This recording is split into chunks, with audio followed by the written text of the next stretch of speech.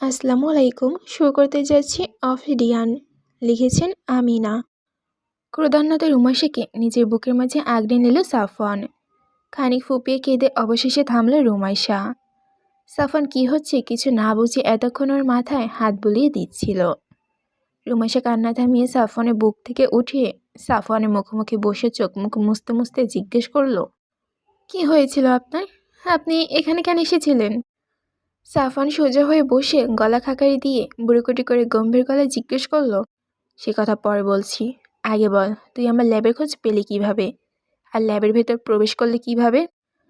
রুমাইশা ঠোঁট উল্টে একে একে ওর আর সাফওয়ানের করা সমস্ত কাজের বিবরণ দিল সাফওয়ানকে।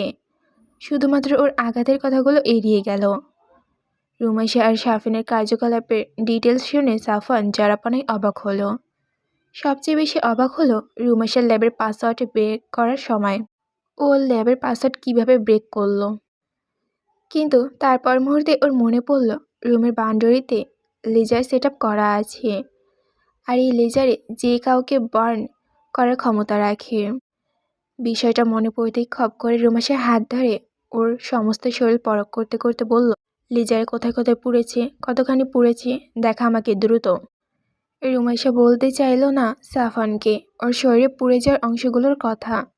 তখন লেজার লাগে রুমাইশার শরীরের ডান দিকে বেশ কিছু জায়গায় বার্নের কারণে কালো বর্ণ ধারণ করেছে, কিছু কিছু জায়গায় ফোস্কা পড়ে লাল লাল হয়ে গেছে। কিন্তু সাফওয়ানের এমন টানা হেঁচড়াতে এক পর্যায়ে রুমাইশা কোনো কথা না বলে একে একে দেখালো সব পোড়া জায়গাগুলো। সাফওয়ান আর সময় নষ্ট না করে দ্রুত উঠে বিছানা থেকে নামতে গেল বেডরুম থেকে ওর ল্যাবে গিয়ে বার্ন ক্রিম আনার জন্য। সাফওয়ান কেমন তড়িঘড়ি করে নামতে দেখে রুমাইশা তাড়াতাড়ি করে বলে উঠল, উঠবেন না উঠবেন না, আপনার গায়ে কিছু নেই, মানে নিচে কিছু নেই। সাফওয়ান যে অঙ্গভঙ্গি করে নামার প্রস্তুতি নিচ্ছিল সেই রকমভাবেই ফ্রিজ হয়ে গেল। তারপর ঘাড় ঘুরিয়ে রুমাইশার দিকে বুড়োকুচিত করে তাকিয়ে নির্বিকার কণ্ঠে জিজ্ঞেস করলো, তো? সাফওয়ানের এমন প্রশ্নে থতমত খেয়ে গেল রুমাইশা। দমে গিয়ে এদিক ওদিক কিছুক্ষণ চোরা চোখে তাকিয়ে জিজ্ঞেস করলো, তো মানে জলজান্ত একটা মেয়ে মানুষ বসে আছে এইখানে আর আপনি বলছেন তো? লজ্জা শরমে মাথা খেয়েছেন নাকি? সাফওয়ান ওভাবেই বসে রইল রুমাইশার দিকে তাকিয়ে। ধীরে ধীরে ওর ডান বুড়ো উঁচু হয়ে গেল। চোখের দৃষ্টি চোখা করে ও তাকিয়ে রইল রুমাইশার দিকে। সাফওয়ান এমন লুচো দৃষ্টিতে রুমাইশা সাফওয়ানের দিক থেকে মুখ ঘুরে নিয়ে দমে যাওয়া গলায় বলল, ওইভাবে তাকানোর কি আছে, যা সত্যি তাই বলেছি। সাফওয়ান ওভাবে তাকিয়ে থেকেই বিছানার চাদরটা কোমরের নিচে জড়াতে শুরু করলো। জড়াতে জড়াতে বলল, অনেক কিছু বলতে পারতাম, কিন্তু আমি একটা অতি ভদ্র ছেলে দিনের বেলায়। তারপর চাদরটা জড়িয়ে বিছানা থেকে নেমে গটগট পায়ে হেঁটে সাফওয়ান ওর রুমের বুকশেলফের সামনে দাঁড়িয়ে সে নির্দিষ্ট বইটা টান দিল। সাথে সাথে বুকশেলফটা ভাগ হয়ে সরে গেল। সাফওয়ান ঢুকলো ল্যাবের ভেতর। কৌতূহলী রুমাইশাও নেমে এলো বিছানা থেকে। সাফওয়ানের পেছন পেছন সেও ঢুকলো। আর ঢুকি অবাক চোখে তাকিয়ে রইল ও। ল্যাবে ঢুকে ওর মনে হচ্ছে ও বাংলাদেশে নেই, লন্ডনে কোনো পরীক্ষাগারে ঢুকেছে। অদ্ভুত রকমের সাদা রঙা বিশাল আকৃতির ল্যাবটা যেন সম্মোহিত ভঙ্গিতে ওকে নিজের দিকে টানছে। বিস্ময় নয়নে চারপাশটা ঘুরে ঘুরে দেখতে লাগলো ও। এত বিশাল এরিয়া নিয়ে তৈরি ল্যাবটার ভেতরে একাংশ জুড়ে রয়েছে প্রায় শখানেক গোলজ জাতীয় উদ্ভিদ, যার একটিও রুমাইশা এই জীবনে দেখেনি। কোনো কোনো গাছে ফুল রয়েছে অদ্ভুত রকমের ফুল, আর সেসব থেকে অদ্ভুত রকমের বিদঘুটে গন্ধ আসছে।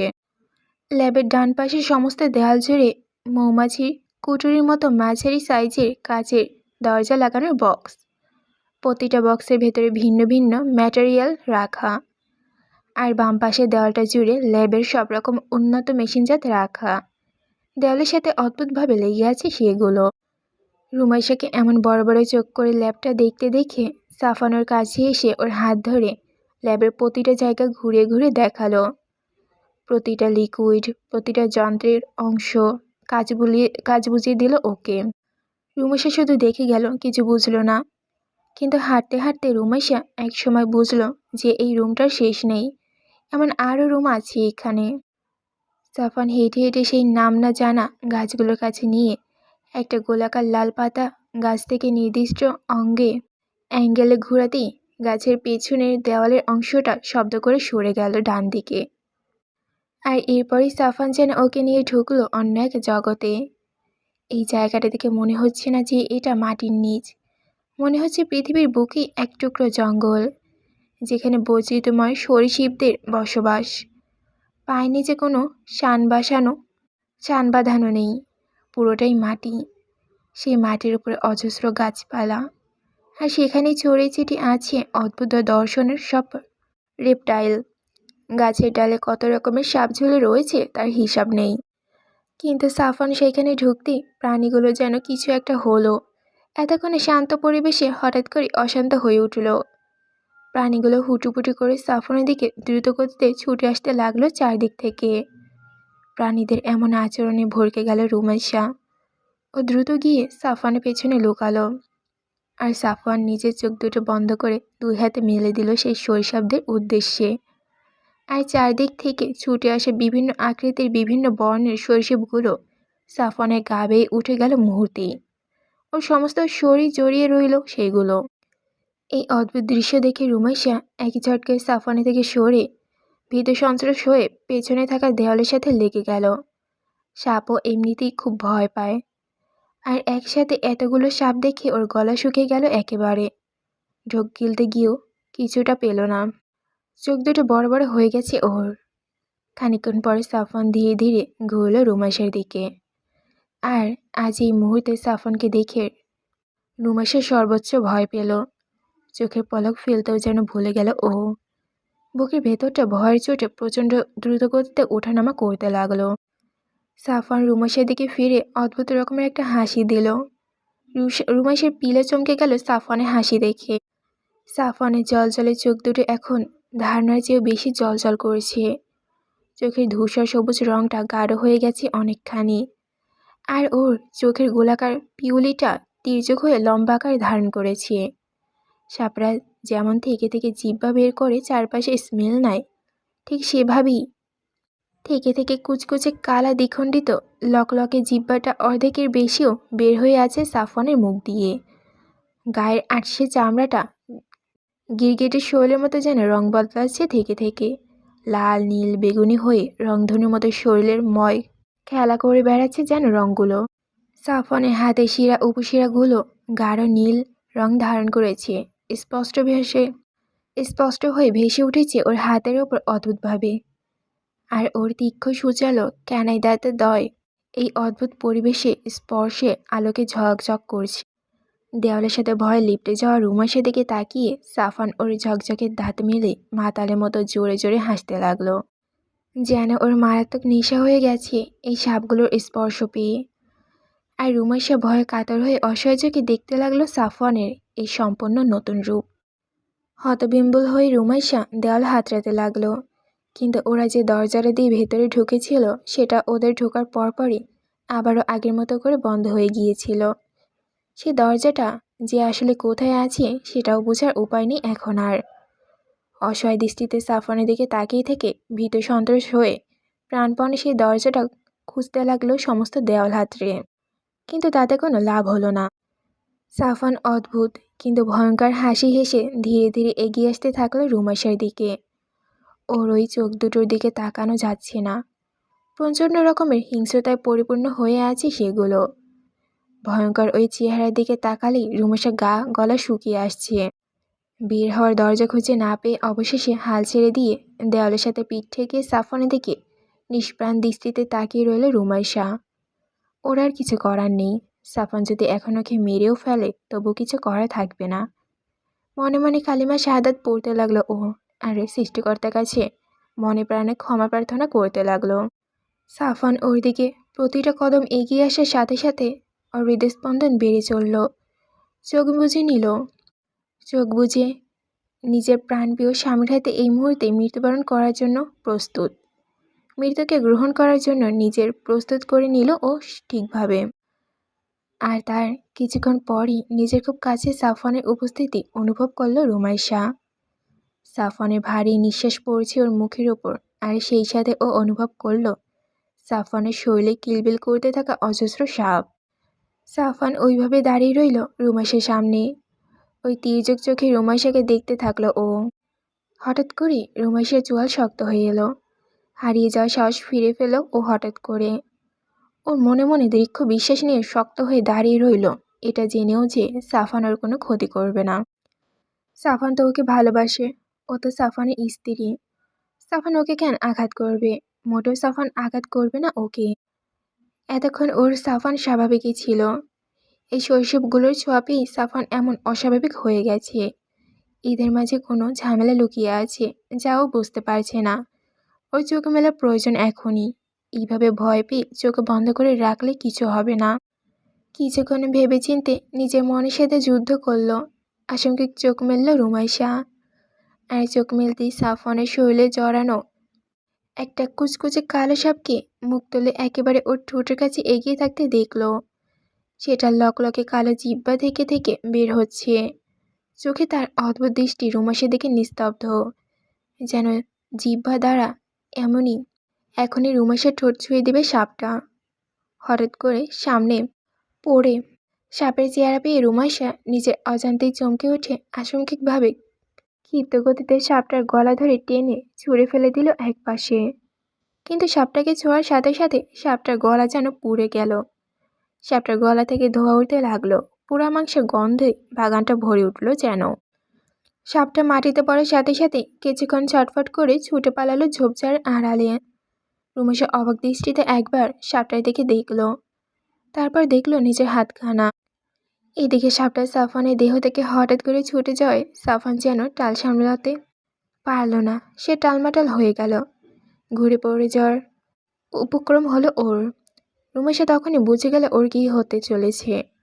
সাথে সাথে সাফওয়ানকে একেবারে কাছে এসে সাফওয়ানের নিজের সমস্ত শক্তি দিয়ে প্রাণপণে জড়িয়ে ধরার চেষ্টা করল।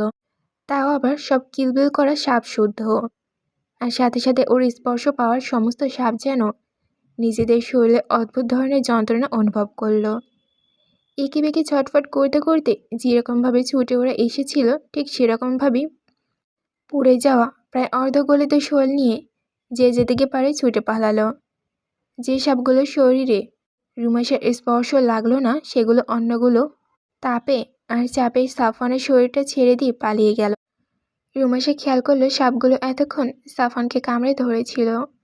যেখানে যেখানে ওরা কামড়েছে সবখানে দুটো দাঁতের দাগ বসে আছে, নীল হয়ে আছে। কিন্তু আশ্চর্যের বিষয় হচ্ছে সে দাগগুলো মুহূর্তে আবার মিলিয়ে যাচ্ছে। রুমাইশা বুঝল সাফওয়ান এত ভয়ঙ্কর রূপের কারণ। কয়েকদিন পর পর সাফওয়ান ছাদ থেকে লাফ দিয়ে আসলেই এদিকে কেন আসতো এতদিনে বুঝে গেল ও। কিন্তু কেন আসবে ও নিজের ক্ষতি করার জন্য? সাপগুলো তো ওর শরীরে বিষের পরিমাণ আরও বাড়িয়ে দিচ্ছে। তারপরও কেন আসে এখানে? নাকি ওর অভ্যাস হয়ে গেছে সাপদের বিষটা? ওর হঠাৎই অসুস্থতা কি এই বিষের অভাবেই হয়েছিল? কিন্তু এদিকে সাফওয়ানের শরীর থেকে সবগুলো সাপ এক ঝটকে ছুটে যাওয়ায় সাফওয়ান নিয়ন্ত্রণ হারালো নিজের উপর থেকে। টালমাটাল হয়ে পড়ে যেতে নিল ও। আর তারপরে নিজেকে সামলে নিয়ে প্রচণ্ড ক্রোধ হিতাহিতে জ্ঞানশূন্য হয়ে গেল ও। দাঁতে দাঁত চেপে মুখ দিয়ে অদ্ভুত চাপা গড়গড় শব্দ করতে করতে এগিয়ে এলো রুমাইশার দিকে। রুমাইশা ভয় পেল না, সেখানেই দাঁড়িয়ে রইল। সাফওয়ান ওর কোনো ক্ষতি করবে না সে বিশ্বাস জীবনের ঝুঁকি নিয়ে ঠাঁই দাঁড়িয়ে রইল ও, এক পাও নড়ল না। সাফওয়ান ক্ষিপ্ত হয়ে এগিয়ে গেল রুমাইশার দিকে। এই মুহূর্তে ওর প্রাণপ্রিয় স্ত্রী ওর রিমুকে ও চিনতে পারল না। ক্ষিপ্ত গতিতে রুমাইশাকে ধাক্কা দিয়ে সরিয়ে দিল নিজের সামনে থেকে। ধাক্কা খেয়ে রুমাইশা ছিটকে পড়ে বাড়ি খেলো পেছনের দেওয়ালে। আর তারপরে সাফওয়ান বিদ্যুৎ গতিতে রুমাইশার কাছে এসে রুমাইশার গলা ঘাড় উঁচু করে এক ঝটকায় উপরে উঠিয়ে নিজের উচ্চতা সোজাসুজি করে নিল। রুমাইশা ৫-০ থেকে উঠে গিয়েছে প্রায় ১ ফুট উপরে। সাফওয়ান ইস্পাত কঠিন হাতে চাপে দম বন্ধ হয়ে আসার উপক্রম হলো ওর। আর তারপরেই সাফওয়ান বিদ্যুৎ গতিতে রুমাইশার কাছে এসে রুমাইশার গলার ঘাড় উঁচু করে এক ঝটকায় উপরে উঠিয়ে নিজের উচ্চতায় সোজাসুজি করে নিল। রুমাইশা ৫-০ থেকে উপরে উঠে গেল প্রায় ১ ফুট। সাফওয়ানের ইস্পাত কঠিন হাতে চাপে দম বন্ধ হয়ে আসলো ওর। আর তারপরই সাফওয়ান ওর গলা চেপে ধরে ক্ষিপ্ত গতিতে ওকে টেনে নিল নিজের মুখের কাছে।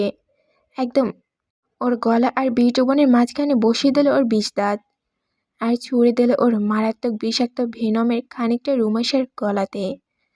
আর সেই ভয়ঙ্কর কামড়টা দিয়েই আবার রুমাইশাকে ছুঁড়ে দিল পেছনের থাকা দেওয়ালের দিকে। ছিটকে পড়ে দেওয়ালে বাড়ি খেয়ে মাটিতে আছড়ে পড়ল রুমাইশা। অসহ্য যন্ত্রণায় দিয়ে ভেনমটা সারা শরীর ছড়িয়ে পড়তে লাগলো ওর। মুখটা ওর এখনো সাফওয়ানের দিকে ফেরানো। সাফওয়ান নিজের হুঁশে নেই। উম্মাদের মতো মাটিতে হাঁটু গেড়ে বসে অর্থহীন আর্তনাদ করতে থাকলো ও। মাটিতে আছড়ে পড়া রুমাইশার চোখ দুটো বিষের প্রকোপে ধীরে ধীরে বন্ধ হয়ে আসতে লাগলো। তবু শেষবারের মতো বড় বড় করে চোখ মেলে তাকালো একবার সাফওয়ানের দিকে। সাফওয়ানের চেহারাটা দেখে নিল ও। হাঁটু গেড়ে বসা সাফওয়ানের বিশাল শরীরটা ধীরে ধীরে মাটিতে শুয়ে পড়ল। কণ্ঠস্বর স্মিত হয়ে এলো। আর তারপর জ্ঞান হারালো সাফওয়ান। অসহায় চোখে সাফওয়ানের এই মাটিতে পড়ে যাওয়ার দৃশ্য অবলোকন করে রুমাইশা চোখ দুটো বন্ধ হয়ে গেল একেবারে। রাত নেমে এসেছে ধরণীতে। পাতালের ল্যাবে মাটিতে পড়ে আছে দুইজন মানবী। কতটা সময় পার হয়ে গেছে তার কোনো হিসাব নেই। রুমে থাকা সাফওয়ান আর রুমাইশার ফোন শত শত মিসড কল এসেছে, কিন্তু সেটা দেখার কেউ নেই। মাটিতে মুখ থুবড়ে পড়ে থাকা সাফওয়ান একসময় ধীরে ধীরে চোখ খুলল। আশেপাশে সাপগুলো ওর থেকে দূরত্ব বজায় রেখে মাথা উঁচু করে দেখছে ওকে, কিন্তু কেউ কাছে আসছে না। সাফওয়ান কিছুক্ষণ তাকিয়ে রইল সেদিকে। কিছু মনে পড়ছে না ওর হঠাৎ করেই। সাপগুলো থেকে দৃষ্টি ফিরিয়ে ঘাড় ঘুরিয়ে ডান দিকে চোখ ফেরালো। আর চোখ ফেরাতেই দেখতে পেল রুমাইশার নিথর দেহ। হকচকিয়ে হয়ে দ্রুত পায়ে উঠে দাঁড়িয়ে দৌড়ে সেদিকে গেল সাফওয়ান। মাটিতে উপুড় হয়ে পড়ে আছে রুমাইশা। সাফওয়ান গিয়ে হাঁটু ঘিরে বসল রুমাইশাকে তড়িঘড়ি গতিতে সোজা করে নিচের দিকে ঘোরালো। আর ফিরিয়ে ঝটকা খেল। রুমাইশার গলার ওপর ওরই ছোবলের দাগ। সেই জায়গাটা নীল হয়ে আছে, রক্ত পড়ায় শুকিয়ে গেছে। কামড়ের জায়গার আশেপাশে শিরা উপশিরাগুলো নীলবর্ণ ধারণ করেছে। সমস্ত কিছু মনে পড়ে গেল ওর। নিজের করা এত বড় ভুলের কারণে সাফওয়ান যেন অথই সাগরে পড়ল। হতবিম্ব হয়ে চেয়ে রইল রুমাইশার নিথর দেহের মুখের পানে। বিড়বিড়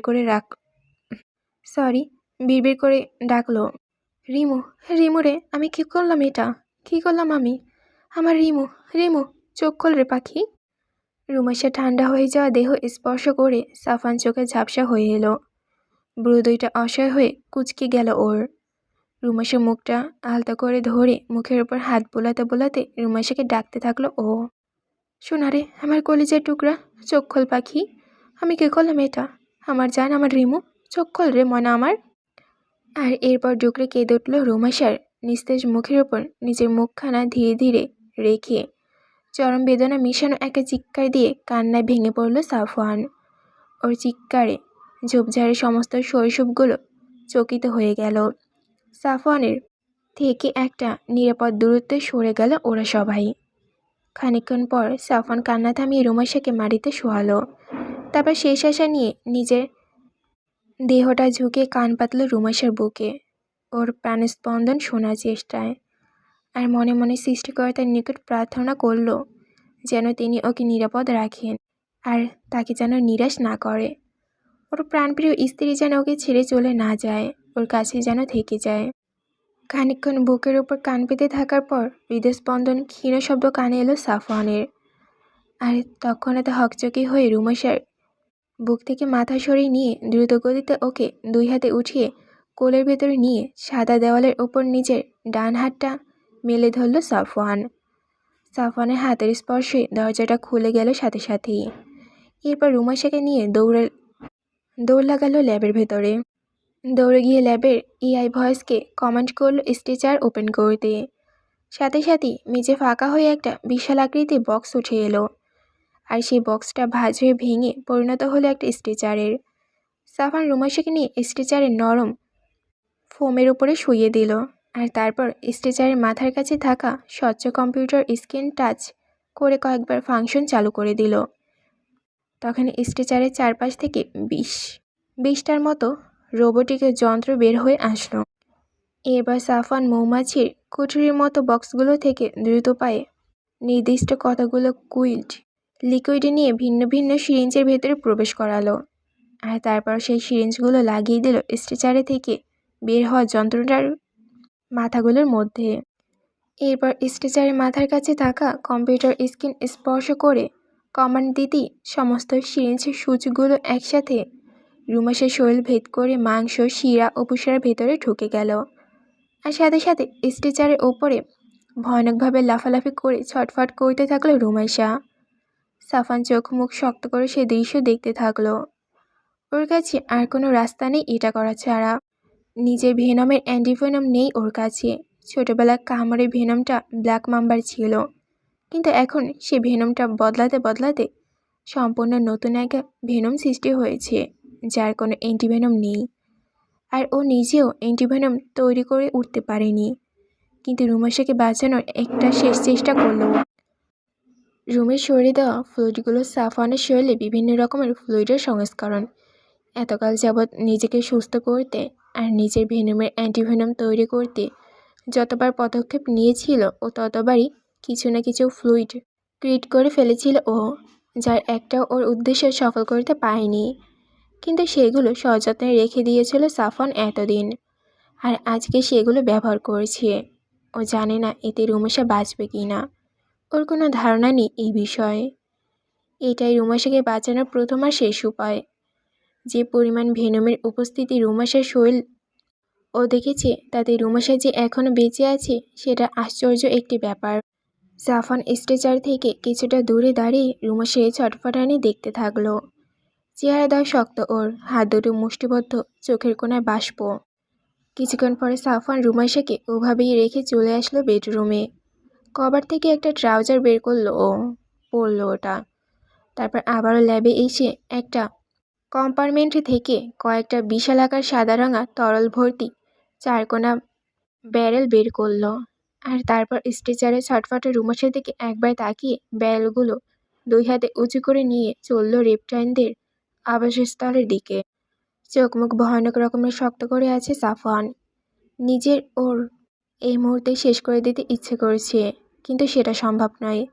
ল্যাব থেকে বেরিয়ে ঝোপঝাড়পূর্ণ রেপটাইনদের আবাসস্থলে পা রাখলো। চারপাশটা একবার শেষবারের মতো মন ভরে দেখে নিল। মোস্তফা আহমেদ তৈরি করা এই অসম্ভব সুন্দর রেপটাইনদের অভয়ারণ্য বাগানটাকে ও দেখে নিল শেষবারের মতো। কত রকমের দুষ্প্রাণ্য গাছপালা দিয়ে ভরে আছে এই সমস্ত এলাকাটা, তার হিসাব নেই। কত শত ধরনের সরীসৃপ এইখানে বসবাস করছে, বংশবিস্তার করছে এত বছর ধরে, তার কোনো হিসাবই নেই। সাফওয়ান বড় করে একটা শ্বাস টানল, আর তারপর হাতে আনলো ব্যারেল। ওগুলো থেকে দাহ তরলগুলো ঢালতে থাকলো সমস্ত বাগান জুড়ে। এই নেশা ও আর নিজেকে রাখতে পারল না। এই নেশাগুলোকে আর ও জীবনেও নিজের কাছে রাখবে না, তাতে ওর যা হয় হবে। আজও রুমাইশার ল্যাবের ভেতর মৃত্যুর পথযাত্রী হয়ে শুয়ে আছে স্ট্রেচারে, শুধুমাত্র ওর এই ভয়ঙ্কর নেশার জন্য। প্রতিবার এই সাপগুলো ছোবল ট্রিগার হয় ও, আর ওর সমস্ত হিংস্রতা আগের মতো করে ফিরে আসে ওর কাছে। সিঙ্গাপুরে এই একটা কাজ হতো ওর সাথে, ওর সংগ্রহের সমস্ত সাপগুলো নিজের শরীরের সাথে মিশিয়ে নিয়ে শুয়ে থাকতো ও সমস্ত রাত জুড়ে। আর প্রতি রাতে ওর হিংস্রতার পরিমাণ বেড়ে যেত চক্রবিন্দু হারে। সাপগুলো এই বিষাক্ত ছোবল ওর কাছে ছিল মাদকতার মতো, মাদকের মতো, যা না পেলে ওর মাথা কাজ করতো না। এই অভ্যাসটা ওর হয়েছিল সেই প্রথম থেকেই। আর না, আর এটাকে প্রশ্রয় দিবে না ও। আজও ধ্বংস করে দিবে সব, আর কিছুতেই কিছু রাখবে না। ওর কারণে ওর রিমু দুইবার মৃত্যুর পথযাত্রী হলো, আর এখন সে বাঁচবে কি না তার কোনো নিশ্চয়তা নেই। এই জঙ্গল কোনো কাজে আসবে না ওর, আর এসবের কোনো মূল্য নেই এখন আর ওর কাছে। সব শেষ হয়ে যাক, সব পুড়ে যাক, সব পুড়ে ছারখার হয়ে যাক। সমস্ত বাগান জুড়ে কেরোসিন আর পেট্রোল ঢেলে সাফওয়ান ফিরে এলো আবার দরজার নিকট। আর তারপরে চোখ মুখ শক্ত করে ট্রাউজারের পকেট থেকে একটা লাইটার বের করে জ্বালিয়ে ছুঁড়ে মারল বাগানটার ভেতরে। আর সাথে সাথে দপ করে জ্বলে উঠল পুরো বাগানময়, ছড়িয়ে গেল আগুনগুলো লোহিত শিখা। সাফওয়ানের ইচ্ছে করলো এই আগুনের ভেতরে ঝাঁপিয়ে পড়তে। এই জীবন আর ভালো লাগছে না ওর, মুক্তি চায় ও এই জীবন থেকে। জ্বলতে থাকা গাছপালার দিকে তাকিয়ে একটা দীর্ঘশ্বাস ফেলল ও। ল্যাবের ভেতরে গিয়ে দরজাটা আটকে দিয়ে রুমাইশার পাশে বসলো। রুমাইশার চটফটানি এখন একেবারেই নেই, স্থির হয়ে গেছে রুমাইশা একেবারে। কম্পিউটার স্ক্রিনে রুমাসার হার্টবিট দেখল সাফওয়ান। ক্ষীণগতিতে চলছে সেটা। যে কোনো সময় হয়তো রুমাসার জীবনের প্রদীপ নিভে যাবে একেবারেই। চোখের সামনে মুর্মুষ রুমাইসাকে এইভাবে পড়ে থাকতে দেখে সাফওয়ান নিজেই এই মুহূর্তে প্রচণ্ড রকম অসহায় লাগছে। দেওয়ালের ওপাশে এখনও আগুন জ্বলছে। ও স্ক্রিনে রুমাসার হৃদস্পন্দনের দিকে তাকিয়ে রইল। শুধু একটিবার ও উঁচু নিচু হয়ে রয়ে বয়ে চলা দাগটা যদি সোজা হয়ে যায়, সাথে সাথে ও ওই আগুনের ভেতর নিজেকে সঁপে দেবে। ওর রুমে যদি কিছু হয়ে যায়, তবে ওর আর বেঁচে থাকার কোনো কারণই থাকবে না এই পৃথিবীতে। খানিক পর সাফওয়ানের বুকটা কাঁপিয়ে দিয়ে হঠাৎ করে কম্পিউটারের স্ক্রিন বয়ে চলা উঁচু নিচু দাগটা সোজা হয়ে একটা বিপ বিপ শব্দ করে এগিয়ে যেতে লাগলো। সাফওয়ানের বুকের ভেতরটা ভেঙে ঘুরে গেল যেন। বিমুখ দৃষ্টিতে তাকিয়ে রইল রুমাসার মুখের পানে ও। তীব্র ব্যথায় বুকটা ঝরাঝর হওয়ার উপক্রম হলো। শেষবারের মতন রুমাসার নিস্তেজ হয়ে যাওয়া মায়াভরা মুখটাকে মন ভরে দেখে নিয়ে দুহাত দিয়ে রুমাসার মুখে হাত বোলালো সাফওয়ান। কিন্তু ওর হাত দুটো অস্বাভাবিকভাবে কাঁপতে লাগলো। প্রাণ ভরে ও আর রিমুকে একটু ছুঁয়ে দিতে পারল না। হাত দুটো যেন কোনোভাবেই রিমুকে স্পর্শ করার সমাপ্তি টানতে চাইছে না, কোনোভাবেই তার তৃপ্ত হতে চাইছে না। চোখ ফেটে পানি আসতে চাইল সাফওয়ানের। কাপা হাতটা রুমাসার সারা মুখে বুলিয়ে দিয়ে শরীরটা ঝুঁকে রুমাসার কপালে চুমু খেলো ও। আর তখনই রুমাসার মুখের উপর টুপ করে এক ফোঁটা পানি গড়িয়ে পড়ল সাফওয়ানের চোখ থেকে। রুমাসার চোয়াল বেয়ে সেটা গড়িয়ে পড়ল বিছানার ওপর। তারপর আবার সোজা হয়ে বসলো সাফওয়ান। রুমাসার নির্লিপ্ত মুখখানা আরও একবার কাপা হাতটা বুলিয়ে দিয়ে স্ট্রেচার থেকে উঠে দাঁড়ালো ও। আর এরপর ধীর পায়ে ল্যাবের পাশে দাউ দাউ করে জ্বলা আগুনের উদ্দেশ্যে পা বাড়ালো। কয়েকবার যাওয়ার পর সাফওয়ানের চোখের পানি আর বাদ মানল না। অঝোর ধারায় সেগুলো সাফওয়ানের রুক্ষ জল বেয়ে গড়িয়ে পড়তে থাকলো নিচে। মুখে ফুটে উঠল ওর বেদনার নিদারুণ ছাপ। চোখ দুটো এমন বিচ্ছেদ না মানতে পেরে তীব্র ব্যথায় কুঁচকে গেল। কিন্তু সাফওয়ানের সে বুক ফাটা কান্না কোনো শব্দ হলো না। সমস্ত কান্নার আওয়াজগুলো দলা পাকিয়ে ঠেলে উঠে গলাতেই রয়ে গেল। অসহ্য রকমের যন্ত্রণা শুরু হলো সাফওয়ানের বুকের মাঝখানটাতে। মনটা খুব করে চাইছে রুমাসার ওই স্নিগ্ধ মুখটার দিকে আরও একবার চোখটা ঘোরাতে, কিন্তু ওর দেহটা ঘুরল না। চোখ মুখ শক্ত করে দৃক্ষ পায়ে হেঁটে চলল সেই স্থর্য রচনী দাবানলের দিকে। রেপটাইলের ল্যাবে ঢোকার আগ মুহূর্তে এসে দাঁড়িয়ে গেল সাফওয়ান। তারপর মাথা তুলে ছাদের দিকে দৃষ্টিপাত করল, সৃষ্টিকর্তার নিকট উদ্দেশ্যে কথা বলায়। চোখ দুটো বন্ধ করে ক্ষমা প্রার্থনা করল ও। নীরবে সৃষ্টিকর্তার নিকট শুধু একটা কথাই আওড়ালো, ইয়া রব, আমার প্রয়োজন নেই আর এই জীবনের। এই হাত দুটো আর কোনো মৃত্যুর জন্য দায়ী করতে চাই না আমি। আমার প্রিয়তম স্ত্রী রিমুকে আজ আমার কারণে এই পৃথিবী ছেড়েতে হয়েছে। যাকে এত এত ভালোবেসেছি, আজ তাকে আমি শেষ করে ফেলেছি নিজের হাতে। খুন করেছি আমি ওকে, আমার কোনো ক্ষমা হয় না। আর আমি যা করতে চেয়েছিলাম তা করতে পারিনি। আর এখন আমি যা করতে চলেছি তার জন্য জাহান্নাম চিরকালের জন্য নির্ধারিত হয়ে যাবে আমার জন্য। কিন্তু আমি চাই না এ জীবন আর। অনেক সহ্য করেছি, আর পারছি না ইয়া রব, আমার ধৈর্য নেই আর। ক্ষমা করবেন আপনি আমাকে। সৃষ্টিকর্তার দেওয়া জীবনটাকে নিজের হাতে শেষ করতে এগিয়ে চলল সাফওয়ান। জীবনের উপর আর কোনো মায়া কাজ করল না ওর। পরিবারের কারো কথা ওর মনে দাগ কাটতে পারল না। সব শেষ হয়ে গেছে ওর, আর কিছু বাকি নেই। আকাশের দিক থেকে ধীর গতিতে চোখ নামালো সাফওয়ান। এই পৃথিবীর কাছে ওর আর কিছু চাওয়ার নেই। এই জায়গাটার প্রতি বিতৃষ্ণা এসে গেছে ওর। প্রয়োজন নেই আর ওর এই এমন পৃথিবীর। একটা দীর্ঘশ্বাস ফেলে শেষবারের মতো নিজের মনে তৃষ্ণা মেটাতে দূর থেকে একবার নিজের প্রিয়তমা স্ত্রী, নিজের ভালোবাসার দিকে চোখ ফেরালো সাফওয়ান। আর ফিরতেই হতভম্ব হয়ে গেল ও। কম্পিউটার স্ক্রিনে বয়ে চলা সরলরেখাটা আবারও উঁচু নিচু হয়ে তালে তালে বয়ে চলেছে, রুমাসার প্রাণের অস্তিত্বের প্রমাণ দিচ্ছে। আর সেটা দেখেই সাফওয়ান ছুটে যাওয়ার প্রাণ যেন ধরে ফিরে এসেছে। খুশিতে আত্মহারা হয়ে ডুকরে কেঁদে উঠল ও। স্বস্তির শ্বাস ছেড়ে মেঝেতে হাঁটু গেড়ে ওইখানে বসে পড়ল সাফওয়ান। তারপর আকাশে থেকে মুখ তুলে উচ্চস্বরে বলে উঠল, ইয়া আল্লাহ, ইয়া রহমান রহিম, অসীম দয়ালু আপনি। কোটি কোটি শুক্রিয়া আপনার প্রতি। সারা জীবন শুক্রিয়া আদায় করলেও আপনার প্রতি কৃতজ্ঞ প্রকাশ করা কখনোই শেষ করতে পারবো না। আমাকে ক্ষমা করবেন আপনি। আমার করা সমস্ত পাপকর্ম ক্ষমা করবেন আপনি। আমার কোনো অপকর্মের প্রভাব যেন আমার রিমুর উপরে না পড়ে ইয়া রব। আমার স্ত্রী, আমার কলিজাকে আপনি ফিরিয়ে দিয়েছেন আমার কাছে। আপনার অসীম রহমত, তাকে আপনি দীর্ঘ হায়াত দান করুন ইয়া রব। আমিন। আর এরপরই মেঝে থেকে উঠে দৌড়ে চলে গেল স্ট্রেচারের নিকট। আর তারপর শয়নতরত রুমাইশাকে জড়িয়ে ধরে উম্মাদের মতো চুমু খেতে লাগলো ওর সমস্ত মুখে। রুমাইশার শ্বাস চলছে আবারও স্বাভাবিকভাবে, হৃদযন্ত্র স্পন্দন হচ্ছে আবারও হৃদ্দিক গতিতে। স্বল্প সময়ের জন্য হৃদস্পন্দন থেমে গিয়েছিল ওর, কিন্তু মস্তিষ্ক সতল ছিল। খানিকক্ষণ হৃদযন্ত্র বন্ধ হয়ে আবারও গতিতে ফিরে পেয়েছে। সাফান নিজের মুখখানা রুমাইশার মুখের ওপর রাখল। রুমাইশার ঠান্ডা নিঃশ্বাসটাকে নিজের মুখের ওপর অনুভব করতে থাকলো ও।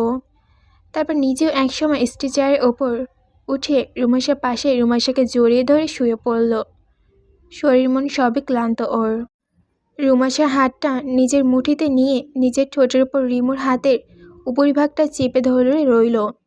নিজের ওপর নিয়ন্ত্রণ হারিয়ে ও যে রিমুর প্রাণনাশকের কারণ হতে চলেছিল, তার জন্য নিজেকে মনে মনে ধিক্কার দিতে লাগলো ও।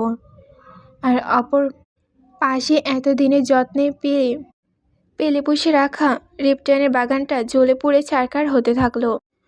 বাড়িতে রুনিয়া পাগল প্রায়। তার সাফওয়ানের সাথে কোনোভাবেই কোনো যোগাযোগ করতে পারছেন না তিনি। সেই দুপুরবেলায় লাস্টে সাফওয়ানের ফোনে কল ঢুকেছে। এরপর থেকে সাফওয়ান রুমাইশা দুজনের ফোনই বন্ধ দেখাচ্ছে। ইশতিয়াক আহমেদ থতমত মুখে বসে আছেন। ছেলের কথা কাউকে জিজ্ঞাসা করতে পারছেন না, কারণ ওর ছেলের কারো বাড়িতে যায়নি কখনো, আর ছেলেকেও কেউ দেখেনি কোনো দিন। তার উপর সাথে রুমাইশা আছে, কোথায় আছে কি করছে ভেবে উদ্বিগ্ন হয়ে মনে মনে আল্লাহকে ডাকছেন তিনি। ও বাড়িতে আয়শাও মেয়ের শোকে বুক ভাসাচ্ছেন। রুমাইশার সাথে তাদের রাফসান চলে আসার পর থেকে আর কোনো যোগাযোগ হয়নি, ফোনেও পাচ্ছেন না। রুনিয়ার কাছে কল দিয়েছে, শুনেছিল যে সাফওয়ানকেও পাওয়া যাচ্ছে না। আর সেটা শোনার পর থেকে আয়শাকে আর ঠেকানো যাচ্ছে না। রাফসান তাদের কাউকেই বলেনি যে আমেরিকা থেকে একদল মাফিয়া এসেছে সাফওয়ানকে খুঁজতে, কিন্তু ওর মনে মনে ভীষণ রকম চিন্তা হচ্ছে। মন বারবার বলছে সাফওয়ান কোনো বিপদে পড়েছে, কিন্তু ও কি করবে? ওর তো আর কিছু করার নেই। যদি সাফওয়ান ধরাশায়ী হয়ে যায় তাদের কাছে, তাহলে সাফওয়ান তো ওদের কাছে কিছুই না। এত সন্দেহ হওয়ার পরও রাফসান কাউকে কিছু জানালো না, নিজে মনেই রাখলো সব কথা। ও বাড়িতে শাফিন মন খারাপ করে বসে আছে। ভাইয়ের ওপর অবস্থার কথা চিন্তা করে ভয় লাগছে ওর। ভাই ঠিক আছে তো? সাফওয়ান আর রুমিকে ফোনে না পেয়ে শাফিন আবারও একবার সবাইকে লুকিয়ে এসেছিল ভূতের কুড়িঘরটার কাছে, কিন্তু পূর্বে যে পাসওয়ার্ড দিয়ে ওরা দরজাটা খুলতে পেরেছিল সেটার কাজ হয়নি। পাসওয়ার্ড ইনকারেক্ট বলছে, তাই ভেতরে আসলেও কি হচ্ছে তা জানতে ব্যর্থ হলো। আবার কাউকে বলতেও পারছে না সাফওয়ানের ল্যাবের কথা, কারণ সেটা খুব গোপনীয় বিষয়। এই ল্যাবের কথা কাউকে বলা মানেই সাফওয়ান ভাইকে বিপদে ফেলা, তাই মুখ বুজে পড়ে রইল ও। রুনিয়া ছেলের সাথে বিলাপ করেছেন। এখন পর্যন্ত এমন কোনো দিন যায়নি যেদিন সাফওয়ান তার সাথে কোনো কথা বলেনি, কিন্তু কাল সকাল থেকে সাফওয়ানের সাথে তার কোনো রকমের কোনো যোগাযোগ হয়নি। 24টা ঘন্টা পার হয়ে গেল এর মাঝে, কিন্তু তার ছেলের বউর কোনো খোঁজ পাচ্ছেন না তিনি। থেকে থেকে ডুকরে কেঁদে উঠছেন রুনিয়া। ইশতিয়াক পাশে বসে সান্ত্বনা দিচ্ছেন, কিন্তু ওনার নিজেরও গলা ভারী হয়ে আসছে। শাফিন বসে আছে মুখে হাত দিয়ে মায়ের পাশে। সকালবেলা সাফওয়ানের ঘুম ভাঙল। সারাটা রাত রুমাইশাকে জড়িয়ে ধরে কেটে গেছে ওর। শরীরটা দুর্বল লাগছে ওর অনেক। গত 24টা ঘন্টা কিছুই খাওয়া হয়নি ওদের দুজনার। খিদেতে পেটের ভেতরটা গড়গড় করছে। রুমাইশার এখনও জ্ঞান ফেরেনি একবারও। সাফওয়ান শোয়া থেকে উঠে বসল। ফ্লুইডগুলো প্রভাবে রুমাইশার শরীরে কেমন পড়বে সেটা নিয়ে এখনও সন্দিহান সাফওয়ান। ও এখন শুধু রুমাইশার জ্ঞান ফেরার অপেক্ষায়। সাফওয়ান স্ট্রেচার থেকে নেমে বেডরুমে গেল। বেডরুমে সবসময় কিছু শুকনো খাবার রাখে ও। কাজ করতে করতে খিদে পেলে সেগুলোই খায়। সাফওয়ান এসে কবার্ডের ওপর থরে থরে সাজিয়ে রাখা শুকনো খাবারের কৌটোগুলো নামালো। তারপর সেগুলো নিয়ে বিছানার উপরে রাখলো। বন্ধ হয়ে যাওয়া ফোনটা বিছানার ওপরেই ছিল। সেটা হাতে তুলে নিয়ে সুইচ টিপল সাফওয়ান। ফোনটা অনেক আগেই বন্ধ হয়ে গেছে, চার্জটাও এখন আর নেই। বাসার সবাই হয়তো চিন্তা করছে ওদের জন্য। নিজের স্টাডি টেবিলের কাছে গেল ও। একটা বাটন ফোন ওর সবসময় এখানেই রেখে দেয়, ইমার্জেন্সি হিসেবে। যদিও এখন পর্যন্ত কাউকে এই ফোন দিয়ে কল করেনি। স্টাডি টেবিলের ডান কোণে রাখা বাটন ফোনটা উঠিয়ে অন করলো সাফওয়ান। তারপর শাফিনকে কল লাগালো।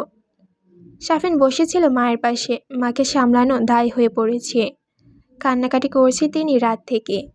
সারা রাতে দু চোখের পাতায় এক করেননি তিনি।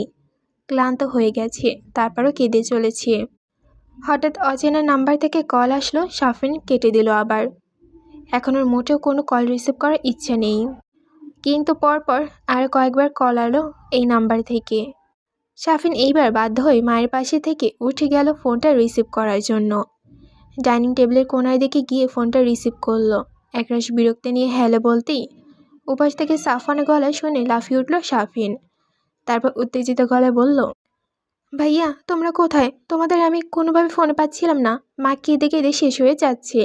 আমি যদি বলিনি যে তোমরা ল্যাবে আছো। আমি একবার গেছিলাম ওই ল্যাবের ওইখানটায়, পাসওয়ার্ডও দিয়েছিলাম, কিন্তু দরজাটা খোলেনি। তোমরা কি ওইখানে আছো নাকি অন্য কোথাও গেছো? তুমি এখন ঠিক আছো? রিমাপু কোথায়? সাফওয়ানকে প্রশ্ন জর্জরিত করে ফেলল শাফিন।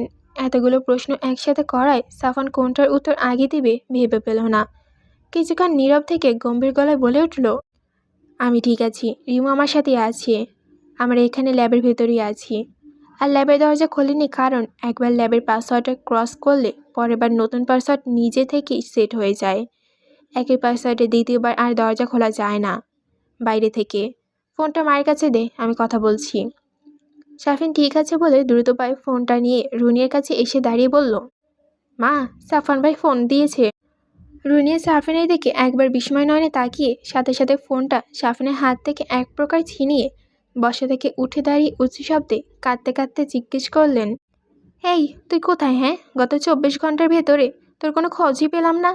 ফোন তো ধরিসই নে, একবার কল করার প্রয়োজনও মনে করিসনি। কি এমন কাজে ব্যস্ত আছিস তোরা যে একটা কল করার সময় পাসনি? হ্যাঁ। সাফওয়ান মাকে শান্ত করার জন্য গলাটা যতটা সম্ভব নরম করে বলল, মা, আমরা একটু বেরিয়েছিলাম। ফোন সাইলেন্ট ছিল আমাদের দুজনারই, তাই কল করে রিসিভ করতে পারিনি। আর চার্জটাও শেষ হয়ে গিয়েছিল। চার্জারটাও ভুলেতে বাড়িতে রেখে এসেছি, তাই পরে যে তোমাদের কল ব্যাক করবো সেই উপায় ছিল না। তুমি মন খারাপ করো না মা, এরকম ভুল আর হবে না। আমরা রাতের ভেতরে ফিরে আসার চেষ্টা করব। কোনো প্রয়োজন হলে এই নাম্বারে কল দিও তুমি।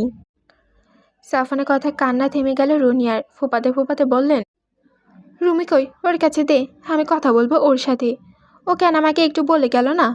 আমি শুনবো ওর কথা, ওর কাছে দে। সাফওয়ান আবার আগের মতো করে বলল, ও তো ঘুমাচ্ছে মা, আর ওর কোনো দোষ নেই। আমি ওকে কাউকে বলতে মানা করেছিলাম। ও ঘুম থেকে উঠলে আমি তোমার সাথে ওর কথা বলিয়ে দেবো মা। তুমি আর হাইপার হইও না। আর আয়শা মামিদেরকেও জানিয়ে দিও একটু, নাহলে ওরাও চিন্তা করবেন। আমরা রাতের ভেতরে ফিরে আসবো, চেষ্টা করবো মা। তুমি আর মন খারাপ করে থেকো না। রুনিয়া চোখ মুছতে মুছতে বললেন, ঠিক আছে, আমি আয়শাকে ফোন করে জানাচ্ছি। আর তোরা একবার আসবি বাড়িতে তাড়াতাড়ি। এইভাবে লুকিয়ে লুকিয়ে বাড়ির লোকগুলোকে টেনশনে মেরে ফেলে ঘোরাঘুরি করা হচ্ছে। বাড়িতে একবার আয়, তোদেরকে দেখাচ্ছি। সাফওয়ান মুখে হাসি ফুটে বলল, ঠিক আছে মা, আমরা ফিরে আসছি। তারপর তুমি যা শাস্তি দাও মাথা পেতে নেব। এখন তুমি আর কান্নাকাটি করো না, ফোন রেখে ঘুমাও একটু। শাফিন বলল, তুমি নাকি ঘুমাওনি সারা রাত। ঘুমিয়ে নাও একটু মা, আমরা শীঘ্রই চলে আসব। রুনিয়া আচ্ছা বলে ফোনটা কেটে দিলেন। আর তারপর ফোন লাগালেন আয়েশার কাছে, সাফওয়ান আর রুমিয়ার কীর্তিকলাপের কথা বিবরণ দিতে। রুনিয়া কল কেটে দিয়ে সাফওয়ান হাঁপ ছাড়ল। রুমেশা ল্যাবে একা আছে। ফোনটা আবারও টেবিলের উপর রেখে রুমেশাকে একবার দেখা আসার জন্য ল্যাবে ঢুকলো সাফওয়ান। তারপর ধীর পায়ে হেঁটে এগিয়ে গেল স্ট্রেচারে শরণাত রুমেশার দিকে। খুব ভালো করে লক্ষ্য করলো সাফওয়ান রুমেশাকে। গলায় কামড়ের দাগগুলো আগের মতো আর স্পষ্ট নেই। ক্ষতগুলো যেন অল্প সময়ের ভেতরে অনেকখানি সেরে উঠেছে। ক্ষতের আশেপাশে নীল হয়ে যাওয়া শিরা উপশিরাগুলো নীলবর্ণ ফ্যাকাশে হয়ে আছে। আঙুলগুলো নড়ে উঠছে মাঝে মাঝে। চোখের পাপড়িগুলো কম্পনে আভাস পাওয়া যাচ্ছে। খুব শীঘ্রই হয়তো জ্ঞান ফিরে আসবে রুমাইশার। একটা দীর্ঘশ্বাস ফেলে রুমাইশার পাশে মেঝেতে পা ঠেকিয়ে বসলো সাফওয়ান। রুমাইশাকে আরও একবার ভালো করে দেখে নিয়ে ওর কপালে শব্দ করে চুমু খেলো একটা। কাল রাতে রুমাইশার মুখে অসহায়ত্বের ছাপ দেখেছিল ও, কিন্তু সেটা এখন আর নেই। ঘুমন্ত রুমাইশাকে ঘুমের মাঝে বেশ প্রাণবন্ধ লাগছে। চোখ মুখে শুকিয়ে যাওয়ার ভাবটাও অনেকটাই কেটে গিয়েছে। সাফওয়ান রুমাইশার দিক থেকে মুখ ফিরিয়ে মেঝের দিকে তাকিয়ে রইল। রিমুর হয়তো জ্ঞান ফিরবে খুব দ্রুত, খিদেও লাগবে খুব ওর। বেডরুমে চিড়ে রাখা আছে, কুকিজ আছে কয়েক রকমের, আর আছে চাপাতি আর কফি। ল্যাবের ছোট্ট ডিপ ফ্রিজটাতে আইসক্রিম, টক দই, মিষ্টি দই সবই আছে। রিমু খেতে চাইলে দিবে। ওর নিজেরও খাওয়া দরকার। খানিকক্ষণ ভাবনা চিন্তা করে বেডরুমে যাওয়ার জন্য স্টেচার থেকে নামার জন্য পা বাড়ালো সাফওয়ান। আর তখনই পেছন থেকে হাতটা টান পড়লো ওর। চোখেতে পেছনে ফিরে চাইল ও। রুমাইশা পিটপিট করে তাকিয়ে আছে ওর দিকে, মুখে ওর মিষ্টি হাসি। রুমাইশাকে এইভাবে সজ্ঞানে সুস্থ সবল দেখে উচ্ছ্বসিত হয়ে উঠল সাফওয়ান। আর তারপরে প্রবল আনন্দে প্রাণখোলা হাসি হেসে রুমাইশার বাহুর তলে হাত দিয়ে বাচ্চাদের মতো করে কোলে তুলে নিল ওকে। আর তারপর নিজের মুখটা রুমাইশার গলার কাছে ওর খোলা চুলের ভেতরে লুকিয়ে নিয়ে বুকের সাথে মিশিয়ে একেবারে পিষে ফেলল যেন। সাফওয়ানের এমন কাণ্ড কারখানায় রুমাইশা খিলখিল করে হেসে উঠল। সাফওয়ানের এই আনন্দে আটখানা হওয়ার চেহারা দেখে ওর প্রচণ্ড ভালো লাগছে।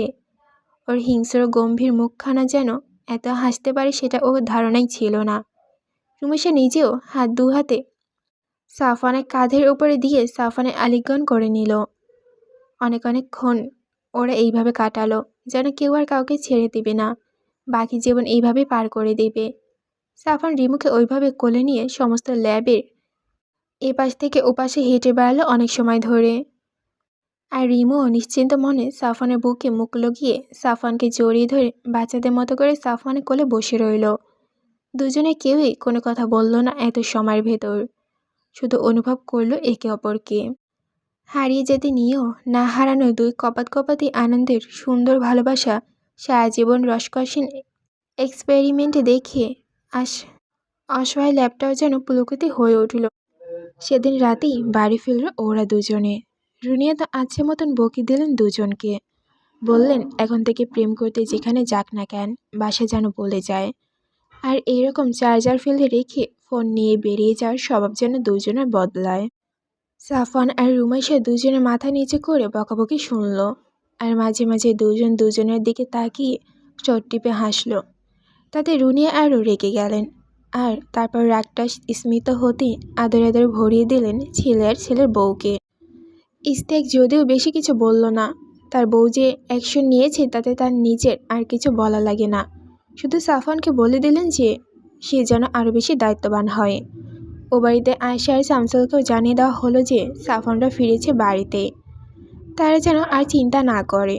খবর শুনে রাফসানের ঘাড় থেকে দুশ্চিন্তা নামলো, কিন্তু সাফওয়ানের ওপর রাগ হলো না ওর, বরং বোনকে নিয়ে এমন লাপাত্তা হওয়ার ঘটনাতে বেশ খুশিই হলো ও যেন।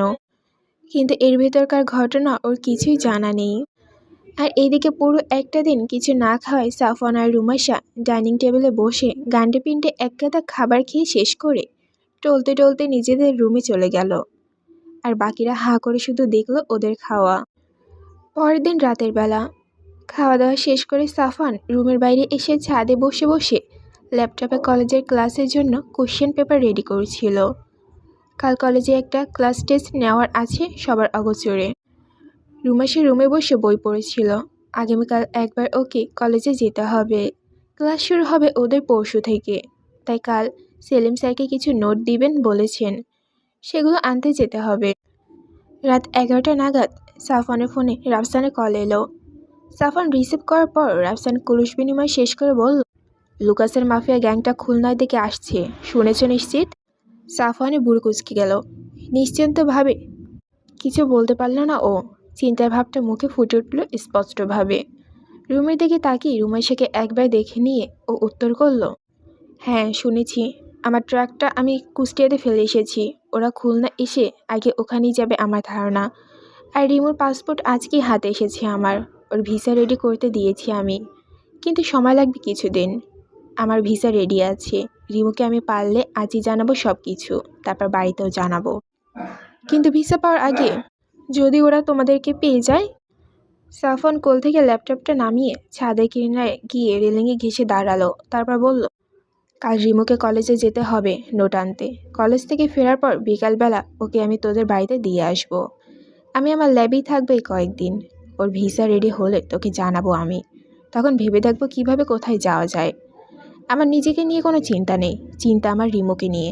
ওর সেফটি আমার জন্য বেশি গুরুত্বপূর্ণ। এমন সময় রুমেশা বাইরে এলো। সাফওয়ানের ফোনে কথা বলতে দেখে সাফওয়ানের থেকে খানিকটা দূরত্ব বজায় রেখে নিজেও ছাদে রেলিং ঘেঁষে দাঁড়ালো, এমন জায়গায় যেন সাফওয়ানের কথা ওর কানে না আসে। তারপর আকাশের দিকে তাকিয়ে তারা দেখতে লাগলো ও। রুমেশাকে ছাদে কিনে দেখে একবার তাকালো সাফওয়ান, তারপর আবারও রাফসানের সাথে কথা বলে মন দিল। কিন্তু তখনই খটকা লাগলো ওর একটা। রাফসান ওর পাশ থেকে বলছে, ঠিক আছে, কাল তুমি রুমিকে নিয়ে এসো। আমি মাকে জানিয়ে রাখছি যে তোমরা আসছো কাল।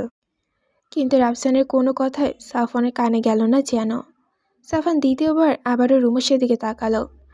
আকাশের দিকে তাকিয়ে থাকা রুমেশের চোখ দুটো সাফওয়ানের চোখের মতোই যেন দৈত্য ছড়াচ্ছে, আর সেটা দেখে সাফওয়ানের চোয়াল নেমে গেল। সাফওয়ানের উত্তর না পেয়ে রাফসান হ্যালো হ্যালো করতে থাকে ওপাশ থেকে, কিন্তু সাফওয়ান সেদিকে কোনো ভ্রুক্ষেপ হলো না। ও রুমেশাকে দেখতে থাকলো, আর তারপর কোনো কথা না বলেই কলটা কেটে দিয়ে দ্রুত বেগে রুমেশের কাছে গেল ও। গিয়ে ওকে নিজের দিকে ফেরালো সাফওয়ান, আর তারপরে গভীর মনোযোগ দিয়ে দেখতে থাকলো রুমেশের চোখ দুটোকে। সাফওয়ান এমন হঠাৎ করে এসে রুমেশের দিকে এভাবে তাকানো ভ্যাবাচাকা খেয়ে গেল রুমেশা। কিছুক্ষণ সন্ধ্যান চোখে তাকিয়ে জিজ্ঞেস করলো, কী ব্যাপার, আপনি এভাবে দেখছেন কেন আমাকে? আগে কখনো দেখেননি নাকি? সাফওয়ান কোনো কথা বলল না। রুমেশের হাত ধরে টেনে নিয়ে গেল রুমে, আর গিয়ে রুমের লাইটগুলো অফ করে দিয়ে রুমেশাকে আয়নার সামনে নিয়ে গিয়ে দাঁড় করালো। অন্ধকারের ভেতরে সামনে থাকা আয়নাতে নিজেকে দেখে নিজেই চমকে গেল রুমাইশা। সাফওয়ানের চোখ দুটোর সাথে ওর নিজের চোখ দুটো উজ্জ্বলতা বাড়ছে। চোখের ডিপ ব্রাউন লেন্সটা হঠাৎ করে কেমন যেন লাইট ব্রাউন হয়ে গেল, যার কারণে উজ্জ্বলতাটা বেশি প্রকট হয়ে আছে।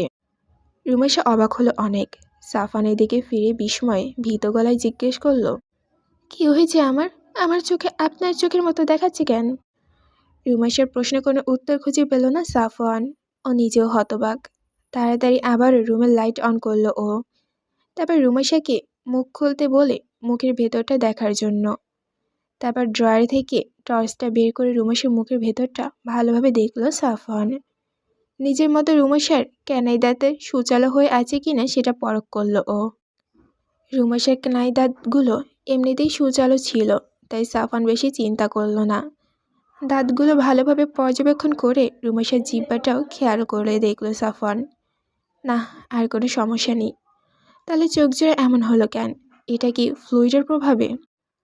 এবার সাফওয়ান রুমিয়াকে জিজ্ঞেস করলো, এই 2 দিনের ভেতর একবারও ওর চোখে কোনো রকমের যন্ত্রণা অনুভব করেছে কিনা ও। কিন্তু রুমেশা মাথা নাড়িয়ে না বোঝালো। সাফওয়ান চিন্তা পড়ে গেল। এমনটা যে হতে পারে তা ওর মাথাতেই আসেনি। স্টাডি টেবিলের ড্রয়ারটা চেক করলো ও, সেখানে কোনো আনইউজুয়াল সিরিঞ্জ আছে কিনা, কিন্তু পেল না। রুমের সব জায়গাগুলোতে একবার করে দেখলো কোনো সিরিঞ্জ পাওয়া যায় কিনা। শেষমেশ কভারের ভেতর পেল একটা সিরিঞ্জ, আর সেটা দিয়ে রুমেশের হাতের কোনোই শিরা থেকে 1 সিরিঞ্জ রক্ত নিল সাফওয়ান। তারপর ল্যাবে যাওয়ার উদ্দেশ্যে গুছিয়ে নিল, আর রুমেশাকে বলল ঘুমিয়ে যেতে। রাতের ভেতরে সমস্ত কাজে শেষ করে সাফওয়ান ফিরে আসবে, নইলে একেবারে সকালে আসবে। আর তারপর ছাদ থেকে 1 লাফ দিয়ে মাটিতে জঙ্গলমুখে রওনা দিল ও। চিন্তিত মুখে রুমেশা বসে রইল বিছানায়। এখন কি সাফওয়ানের মতো নিজেরও এমন বিষাক্ত প্রাণীতে পরিণত হবে? পূর্ব দিকে আলোর রেখা দেখা যাচ্ছে। অন্ধকারে ডুবে থাকা ধরনী ক্রমে ক্রমে আলোকিত হচ্ছে। উত্তরের জগৎটা ভোরে পাখিদের কলকনিতে মুখরিত হয়ে আছে। আর সে জঙ্গলের মাঝখানটায় অবস্থিত ভুতুড়ের কুঁড়েঘরটার তলদেশে সাদা রঙের বিশাল আকৃতির ল্যাবের ভেতরে চিন্তার ভঙ্গিতে চেয়ারে বসে আছে সাফওয়ান। মুখে হাত দিয়ে তর্জনী দ্বারা কপাল আর বৃদ্ধ আঙ্গুল দ্বারা থুতনি ধরে বাম হাতের কনুইটা হাঁটুতে ঠেকিয়ে ডান হাতটা চেয়ারের হাতল তলে ওপরে রেখে বসে আছে। একদিকে ওর নিজের দাঁতের ভেনম, অন্যদিকে ওর তৈরিকৃত ফ্লুইড। দুইটার প্রভাবে রুমাসের শরীরে পরিবর্তন হচ্ছে ধীরে ধীরে, আর সামনে আরও পরিবর্তন আসবে। কিন্তু সে পরিবর্তনটা ব্যাখ্যাহীন, কিন্তু খুবই দ্রুতগামী। আর এটার কোনো ব্যথা নেই। রুমাইশাকে আগে থেকে এই পরিবর্তনগুলোর ব্যাপারে সতর্ক করা প্রয়োজন, নইলে ও ভড়কে যাবে। সাফান চেয়ার ছেড়ে উঠে ল্যাব থেকে বের হলো। তারপর জঙ্গল পেরিয়ে বাড়িতে প্রবেশ করলো মেন গেট দিয়ে। রুনিয়া নিজের ঘর থেকে বেরিয়ে রান্নাঘরে যাচ্ছিলেন। সাফনকে এমন চিন্তিত মুখে এত সকালে বাইরে থেকে আসতে দেখে দাঁড়িয়ে গেলেন তিনি। সাফনের কাছাকাছি এসে জিজ্ঞেস করলেন, কী রে, এত সকালে কোথায় গিয়েছিলে তুই? আর তোর মুখটা এত শুকনো লাগছে কেন? সব ঠিক আছে তো? সাফান মায়ের সামনে জোর করে মুখে হাসি টানল। তারপর বলল, হ্যাঁ মা, সব ঠিক আছে। আমি ঘুম থেকে উঠে একটু হাঁটতে বের হয়েছিলাম। তুমি রান্নাঘরে যাও, আমি উপরে গিয়ে রিমুকে ডেকে দিচ্ছি। বলেই সাফান রুনিয়াকে আর কোনো কথা বলার সুযোগ না দিয়ে সিঁড়ি বেয়ে উপরে উঠতে লাগলো। রুনিয়া পেছন থেকে ছেলে যাওয়ার পানে চেয়ে রইলেন। সাফানের মুখের অভিব্যক্ত ওনার কাছে সুবিধার মনে হলো না মোটেও। সাফান ছাদে গিয়ে নিজের রুমে গেল। রুমে সে ঘুমিয়েছে বিছানায় এলোমেলো হয়ে। সাফান বিছানার ওর পাশে গিয়ে বসলো।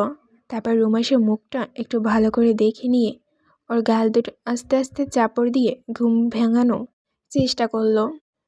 রুমাসে ঘুম ঘুম চোখে উঠে বসলো বিছানায়।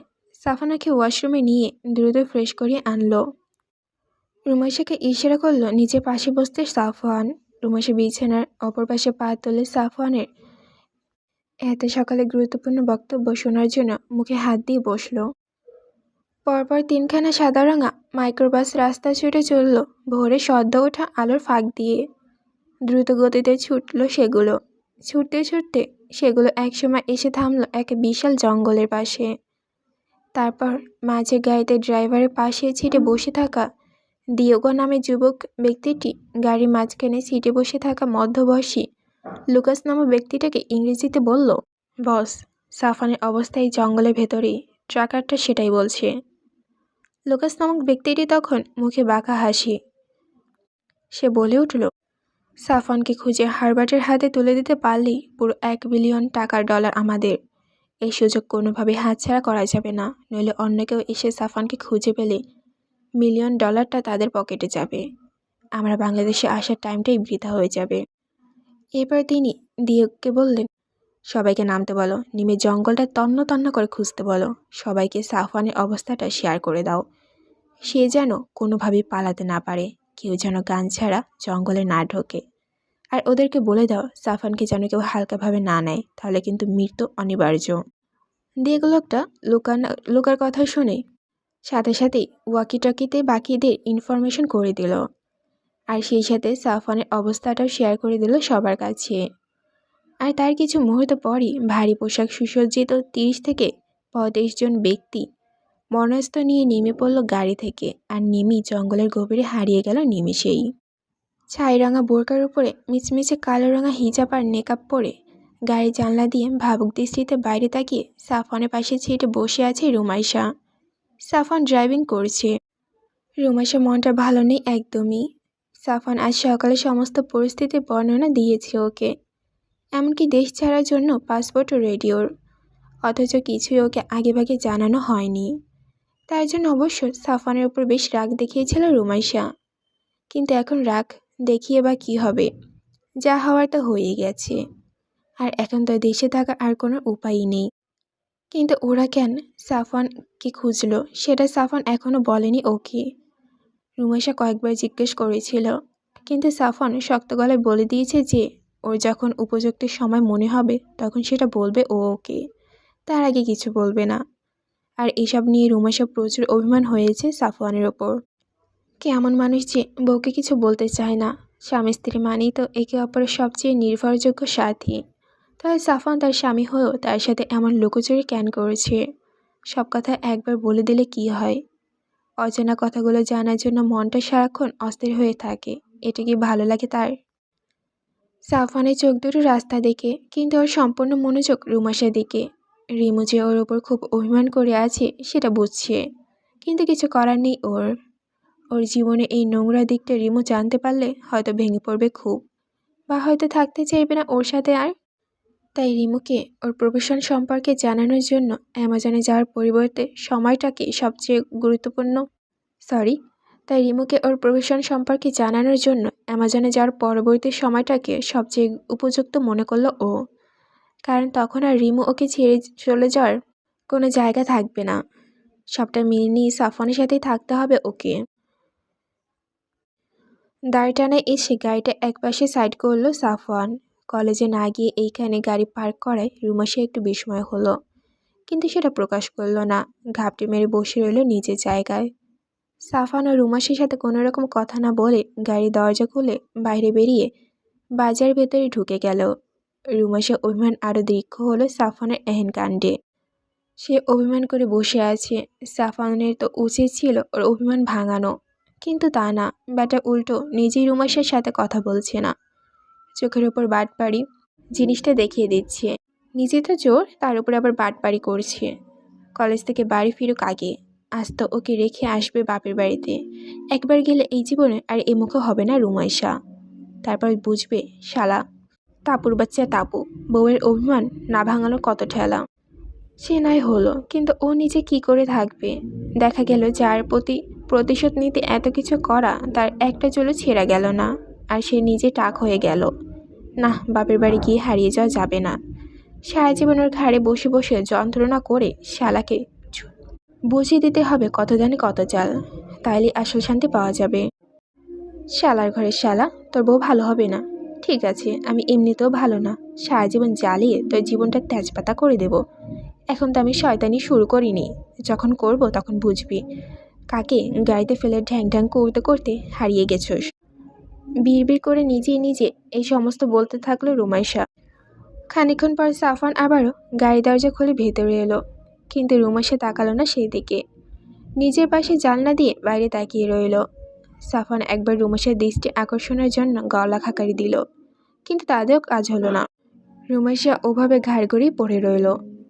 সাফওয়ান এবার উপায় না পেয়ে রুমাইশার দিকে ঝুঁকে এলো খানিকটা। জানালার গ্লাস তুলে দিল দুপাশের, তারপর ডান হাতটা দিয়ে রুমাইশার মুখটা নিজের মুখের দিকে ফেরানোর চেষ্টা করলো, কিন্তু রুমাইশা ঝাড়া মেরে সরিয়ে দিল সাফওয়ানের হাতটা। সাফওয়ান আরও একবার চেষ্টা করলো রুমাইশার মুখখানা এদিকে ফেরানোর, কিন্তু ব্যর্থ হলো ও আবারও। কিন্তু রাগচাটা সাফওয়ান আর ধৈর্য কুলালো না। ক্ষিপ্ত গতিতে রুমাইশার হাত দুটো খপ করে ধরে এইমাত্র বাজার থেকে রুমাইশার জন্য নিয়ে আসা আইসক্রিম আর একতরা গোলাপ ফুল ওর হাতের ভেতরে ঠেসে দিল শক্ত করে। তারপর শক্ত গলায় বলল, মোটেও তেজ দেখাবি না, এসব কিন্তু আমার একদম ভালো লাগে না। তোকে যে কিছু বলবো না এমন তো বলিনি, বলেছি সময় হলে সব কিছু বলবো। তো তো ঢং করার রাগ দেখানোর কি আছে? বলে ফোঁস করে একটা নিঃশ্বাস চালো সাফওয়ান। আর সাফওয়ানের এমন ধমক শুনে ঠোঁট উল্টে কান্না করলো রুমাইশা। নেকাবের আড়ালে ফুপিয়ে কেঁদে উঠল ও। সাফওয়ান বিরক্ত হয়ে বুড়ো কুচকে বসে রইল ওর পাশে। আর রুমাইশার কান্নার বেগ বেড়ে চলল। কিছুক্ষণ পর কাঁদতে কাঁদতে ও গাড়ির দরজা খুলে বেরিয়ে যেতে নিল, কিন্তু পেছন থেকে সাফওয়ান আটকাল ওকে। পেছন থেকে ওর হাতটা খপ করে ধরে কড়া গলায় বলল, এক পাও যেন গাড়ি বাইরে না পড়ে, পড়লে কিন্তু খুব খারাপ হয়ে যাবে। কিন্তু রুমাইশা শুনল না। সাফওয়ানের হাত থেকে নিজের হাতটা ঝটকা মেরে ছাড়িয়ে নিয়ে দরজা খুলতে নিল ও আবার। ভয়ানক রাগ হলো সাফওয়ানের। ক্ষিপ্ত গতিতে এগিয়ে এসে পেছন থেকে দুই হাত দিয়ে রুমাইশার কোমরটা ধরে হ্যাচকা টান দিয়ে নিজের কোলের উপরে বসিয়ে নিল ও। আর তারপরই রুমাইশার নেকআপটা এক টানে খুলে ফেলে রুমাইশার গলা চেপে ধরে ওর ঠোঁটে ঠোঁট ডুবিয়ে দিল। সাফওয়ানের দাঁতের চাপে ব্যথা কাঁকিয়ে উঠল রুমাইশা। দুই হাত দিয়ে সাফওয়ানকে নিচে থেকে সরানোর চেষ্টা করলো, কিন্তু সাফওয়ানের শক্তির সাথে পেরে উঠল না ও। এক হাতে গলা ধরে অন্য হাতে শক্ত করে রুমাইশাকে নিজের সাথে চেপে ধরে আছে সাফওয়ান। রুমাইশা এইবার গায়ের সমস্ত শক্তি দিয়ে সাফওয়ানের বুকে কিল ঘুষে চালাতে লাগলো, কিন্তু তাতেও সাফওয়ানের সামান্যতম হেলদোল হলো না। কিছুক্ষণ পর রুমাইশা ঠোঁট ছেড়ে দিল সাফওয়ান, কিন্তু নিজে থেকে দূরে যেতে দিল না ওকে। রুমাইশা মুখের কাছে মুখ রেখে চোয়ালদয় হাত দিয়ে চেপে ধরে হিসিয়ে বলে উঠল, তোর সাহস কত বড়, আমার কথা অমান্য করে গাড়ি থেকে নামতে যাচ্ছিলিস? এত স্পর্ধা কে দিয়েছে তোকে? চুপচাপ এখানে বসে থাকবি, এক পাও এদিক ওদিক হলে চানি মেরে ফেলবো একদম। বলেই রুমাইশাকে নিজের কোলের ওপরে রেখে আবারও ড্রাইভিং শুরু করলো ও। রুমাইশার নেকাব খোলা এখনো, চোখ থেকে পানি পড়ে ভেসে যাচ্ছে। বারবার হাত দিয়ে মুছে ফেলছে সে কান্না। তারপর সাথে সাথে আবারও চোখ ভর্তি হয়ে আসছে পানি। নিঃশব্দে নিজের মনে কষ্টগুলো বের করে দিচ্ছে ও। ঠোঁটটা সাফওয়ানের দাঁতের আঘাতে একপাশ থেকে কেটে গেছে একটু, সেখানটা লাল হয়ে ফুলে আছে। সাফওয়ান দেখেছে সব, কিন্তু কিছুই বলল না। চুপচাপ ড্রাইভিং করতে চলেছে ও। ড্রাইভিং করে চলেছে। মিনিট 10 পর কলেজে এসে পৌঁছালো ওরা। কলেজে মেইন গেট দিয়ে ঢুকলো সাফওয়ান তার কালো রঙা মার্সিডিজ ব্র্যান্ডটি নিয়ে। সবাই উস্কুক হয়ে দেখতে লাগলো সাফওয়ানের এই নজরকাড়া গাড়িটা। আর ওর ডিপার্টমেন্টের ছেলেমেয়েগুলো যেন জেনে গেল আজ সাফওয়ান স্যার ক্লাস টেস্ট নেবে সশরীরে। পার্কিং লটে গিয়ে গাড়ি পার্ক করলো সাফওয়ান। রুমাইশা সাফওয়ানের কোলের ভেতরে বসরত অবস্থায় চোখ দুটো ভালো করে মুছে নেকাব আবারও নিজের মুখে ঢেকে নিল। কলেজে ঢুকে প্রথমে ইংলিশ ডিপার্টমেন্টের বিল্ডিং। রুমাইশা গায়ে দরজা খুলে বেরিয়ে এলো, আর বেরিয়ে দেখলো ওর ডিপার্টমেন্টের সিনিয়ররা আর ক্লাসমেটরা হাঁ করে দাঁড়িয়ে আছে ডিপার্টমেন্টের সামনে। ওদের এমন তাকানোর অস্বস্তিতে পড়ে গেল রুমাইশা। কাদের ব্যাগটা ভালোভাবে হাত দিয়ে ধরে নিল। পা বাড়াতে লাগলো, কিন্তু পা বাড়াতে পারছে না। আশেপাশের মানুষগুলোকে এমন বিস্ময়ভীত চাহনি দেখে ওর লজ্জা লাগছে খুব। মাথা নিচু করে হেঁটে ডেপটে যাওয়ার সিদ্ধান্ত নিল ও। পেছন থেকে তখন সাফওয়ান বেরিয়ে এলো। জিন্সের প্যান্টের সাথে কালো রঙা পাঞ্জাবি পরনে ওর। পাঞ্জাবির হাতাটা কোণে পর্যন্ত গুটিয়ে রাখা। এখন ওর শরীরে সাপের আবরণটা অনেকখানি ইনভিজিবল হয়ে গেছে, আর বাকি যতটুকু আছে সেটুকু ওর শরীরে লোমের কারণে ঢাকা পড়ে গেছে। চোখে ব্ল্যাক কালারের গগলস আর মুখে মাস্ক পরে আছে ও। চুলগুলো কুইট স্টাইলের উপরের দিকে উঠান। ঘুরে এসেও দাঁড়ালো রুমাইশার পাশে। ইয়া লম্বা সাফওয়ানের পাশে রুমাইশাকে পুচকে দেখালো একদম। সাফওয়ান এসে গম্ভীর গলায় বলে উঠল, শেখর গজিয়েছিস নাকি? যাচ্ছিস না কেন? কোলে করে দিয়ে আসতে হবে নাকি তোকে এখন? সাফওয়ানের কথায় রুমাইশা এইবার কটপটে দৃষ্টিতে তাকালো ওর দিকে, আর তারপর মুখ ঝামটা মেরে গটগট পায়ে হেঁটে চলল নিজের ডিপার্টমেন্টের দিকে। আর সাফওয়ান রুমাইশা যাওয়ার দিকে কিছুক্ষণ তাকিয়ে থেকে নিজের ডিপার্টমেন্টের অফিসের রুমের দিকে এগোলো। এদিকে রুমাইশার ডেপটে পৌঁছাতে ওর ক্লাসমেটরা মৌমাছির মতন ঝেঁকে ধরল ওকে। রুমাইশা গিয়ে বেঞ্চে বসতেই ওর বান্ধবী সালিমা আর আফিয়া এসে বসলো ওরা দুইজন দুই পাশে। আর বাকি মেয়েগুলো ওকে আশপাশ থেকে ঘিরে ধরল, আর ছেলেগুলো উস্কুক হয়ে ওদের পাশের সারিতে বসে রইল। মেয়েরা রুমাইশাকে কী প্রশ্ন করে আর রুমি কি উত্তর দেয় সেটা শোনার জন্য। রুমাইশা এদের সবাইকে এইভাবে ওকে ঘিরে ধরতে দেখে চোখ কুচকে তাকিয়ে বলল, কি? সালিমা পাশ থেকে খুব উৎসাহ নিয়ে জিজ্ঞেস করলো, তুই বোটানিয়ান স্যারের গাড়িতে কেমনে গেলি? তোকে লিফট দিয়েছিল নাকি রাস্তা থেকে? বাকিরাও চুপ করে রুমাইশার দিকে তাকিয়ে রইল উত্তর শোনার জন্য। রুমাইশা এমনিতেই মেজাজ খারাপ, তার উপর এদের এইভাবে ঘিরে ধরায় প্রচণ্ড বিরক্ত হলো ও। ছোট করে বলল, না, লিফট দেয়নি।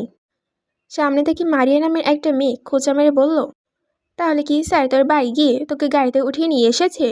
বাড়ি গিয়ে বলেছে নাকি যে রুমাইশা কাদের, চলো আমার গাড়ি করে তোমাকে কলেজে নিয়ে যাই, কষ্ট করে অন্য গাড়িতে উঠতে হবে না? বলি মুখ চেপে হাসলো ওরা কয়েকজন। রুমাইশা ওদের দিকে তীক্ষ্ণ চোখে তাকিয়ে উত্তর দিল, না, সেটাও নয়। রুমাইশার এমন ঠান্ডা উত্তরে মারিয়ে দমে গিয়ে বাঁকা চোখে তাকিয়ে বলল, তাহলে কি আকাশ থেকে স্যারের গাড়িতে পড়েছিলি নাকি? রুমাইশার রাগ হলো খুব। নিজেকে যথাসম্ভব সংযম রেখে শক্ত গলায় বলল, যেখান থেকে পড়ি তাতে তোর কি অসুবিধা? সেই কৈফিয়ত তোকে দিতে হবে কেন? রুমাইশার উত্তরে মারিয়ে মুখ বেঁকিয়ে পেছনে ঘুরে ভিড় ঠেলে নিজের বেঞ্চের দিকে এগোলো, আর যেতে যেতে বিড়বিড় করে বলল, দে মাগি, বড়লোক ছেলে দেখে গলায় ঝুড়ে পড়া ধান্দা। অন্য কেউ মারিয়ার একথা শুনতে না পেলেও দূর থেকে সে কথা স্পষ্ট শুনতে পেল রুমাইশা। আর শুনি রাগে চোটে দাঁতে দাঁত পিষে শক্ত হলো। এতক্ষণ পেছনের বেঞ্চের সাথে পিঠ ঠেকে বসেছিল ও, কিন্তু এবার সোজা হয়ে বসলো। বসেই কঠিন গলা ধারণ করে বলল, মারিয়া, কি বললি তুই আমাকে? আবার বল। মারিয়া থতমত খেয়ে গেল, কিন্তু দমে না গিয়ে পেছনে ফিরে বলল, বলেছি যে তোর দিমাগ বেশি, আর সাফান স্যারকে বড়লোক পেয়ে স্যারের গলায় ঝুলে পড়ে ধান্দা করছিস। মিথ্যা বলেছি আমি? মারিয়ার কথা শুনে আটকে উঠল সবাই। ডিপার্টমেন্টে বলতে গেলে সবাই রুমাইশাকে যথেষ্ট ভদ্র আর মার্জিত মেয়ে বলে জানে। ক্লাসের ছেলেদের সাথে ওর খুব প্রয়োজন ছাড়া কথা হয় না কখনো। এখন পর্যন্ত কলেজের কোনো ছেলে ওর মুখ খোলা দেখেনি। আর সেই রুমাইশাকে এমন একটা কথা বলে বাকিরাও মারিয়ার ওপর ভয়ানক চটে গেল। কিন্তু সেই সাথে ওদের মুখে দেখা গেল উদ্বিগ্নের ছাপ। রুমাইশা ফার্স্ট ইয়ারে থাকাকালীন কলেজে কোনো একই ছেলে নিজের নামের সাথে রুমাইশাকে জড়িয়ে গুঞ্জন ছড়িয়েছিল, যার কিছু রুমাইশা জানতো না। সেই ছেলেকেও ভালোভাবে চিনত না পর্যন্ত। আর তাতে ভয়ানক রেগে গিয়েছিল রুমাইশা। সেই ছেলেকে ভরা ক্লাসের সবার সামনে প্রচণ্ড আকারে ধমক দিয়েছিল ও। আর এরপর ডিপার্টমেন্টের হেডের কাছে নালিশ দিয়ে যত মানুষের সামনে সেই ছেলে ওকে জড়িয়ে বাজে কথা বলেছিল, সে সবাইকে ডেকে উপস্থিত করে ছেলেকে দিয়ে ক্ষমা চাইয়েছিল ও। সেই কথা কেউ ভোলেনি। তাই আজ মারিয়ার কপালে কী আছে সেটা ভাবছে সবাই।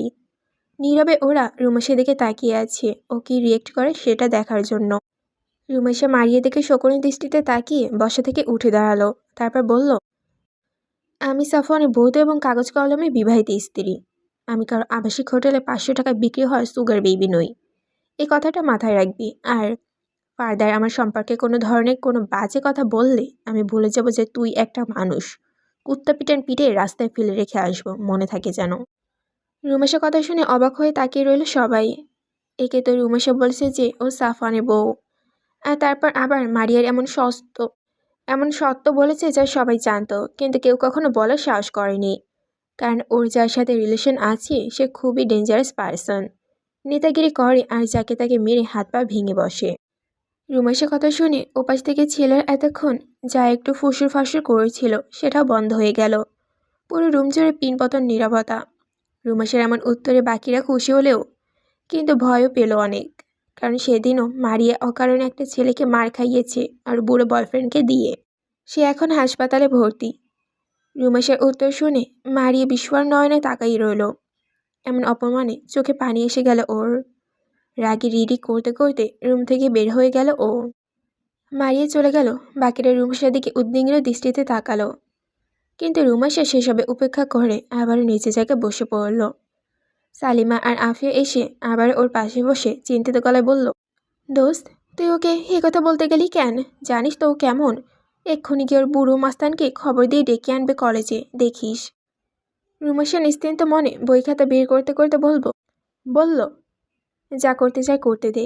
আমি কাউকে ভয় পাই না, আগে পেতাম, কিন্তু এখন আমার একটা বর আছে, তাই আমি পৃথিবীর আর কাউকে ভয় পাই না আর পরোয়াও করি না। বলে মুচকি আসলো রুমাইশা। নিকাবের আড়াল থেকেও সে হাসিটা স্পষ্ট হলো। সালিমা আফা ছাড়া আর কিছু মেয়ে এসে রুমাইশাকে ঘিরে বসলো, সাফওয়ানের সাথে কিভাবে কি হয়েছে, বিয়ে কী করে হলে তাই শোনার জন্য। কিন্তু রুমাইশা সাফ সাফ বলে দিয়েছে এখন কোনো কথা নাই, স্যার নোট দিয়ে বের হয়ে গেলে তখন বলবে। সবাই সেই সময়টার জন্য উস্কো হয়ে বসে রইল। কিন্তু ক্লাসের শেষে বাঁধল বিপত্তি। ক্লাস শেষ হওয়ার আগ মুহূর্তে মারিয়া সহ বেশ কয়েকজন লোক ডিপার্টমেন্টের বিল্ডিংয়ে ঢুকতে দেখা গেল। তারপর সোজা ডিপার্টমেন্টের হেডের রুমের দিকে এগোলো। ক্লাসরুম থেকে দেখা গেল তাদের বারান্দা দিয়ে যেতে। আর তার খানিক পরে ডিপার্টমেন্টের ক্লাসে এসে খবর দিয়ে গেল রুমাইশাকে ডিপার্টমেন্টের হেড ডেকেছে। রুমাইশা সহ বাকি সবাই আজ করতে পারল ডাকার কারণটা। ওরা একবার করে সবাই রুমাইশাকে দেখল। ওদের সবার মুখে উদ্বিগ্ন পরিলক্ষিত হলো। কিন্তু রুমাইশা স্বাভাবিক থাকলো। স্যারের থেকে অনুমতি নিয়ে ক্লাসরুম থেকে বেরিয়ে ডিপার্টমেন্টের হেডের রুমের দিকে এগোলো ও। আর আসন্ন বিপদ আজ করতে পেরে সালিমা আর আফিয়াও স্যারের থেকে অনুমতি নিয়ে ক্লাস থেকে বের হয়ে সোজা বোটানি ডিপার্টমেন্টের দিকে এগোলো। রুমাইশা স্যারের রুমে ঢোকায় মারিয়া স্যারের সামনে দাঁড়িয়ে ফ্যাস ফ্যাস করে কাঁদছে।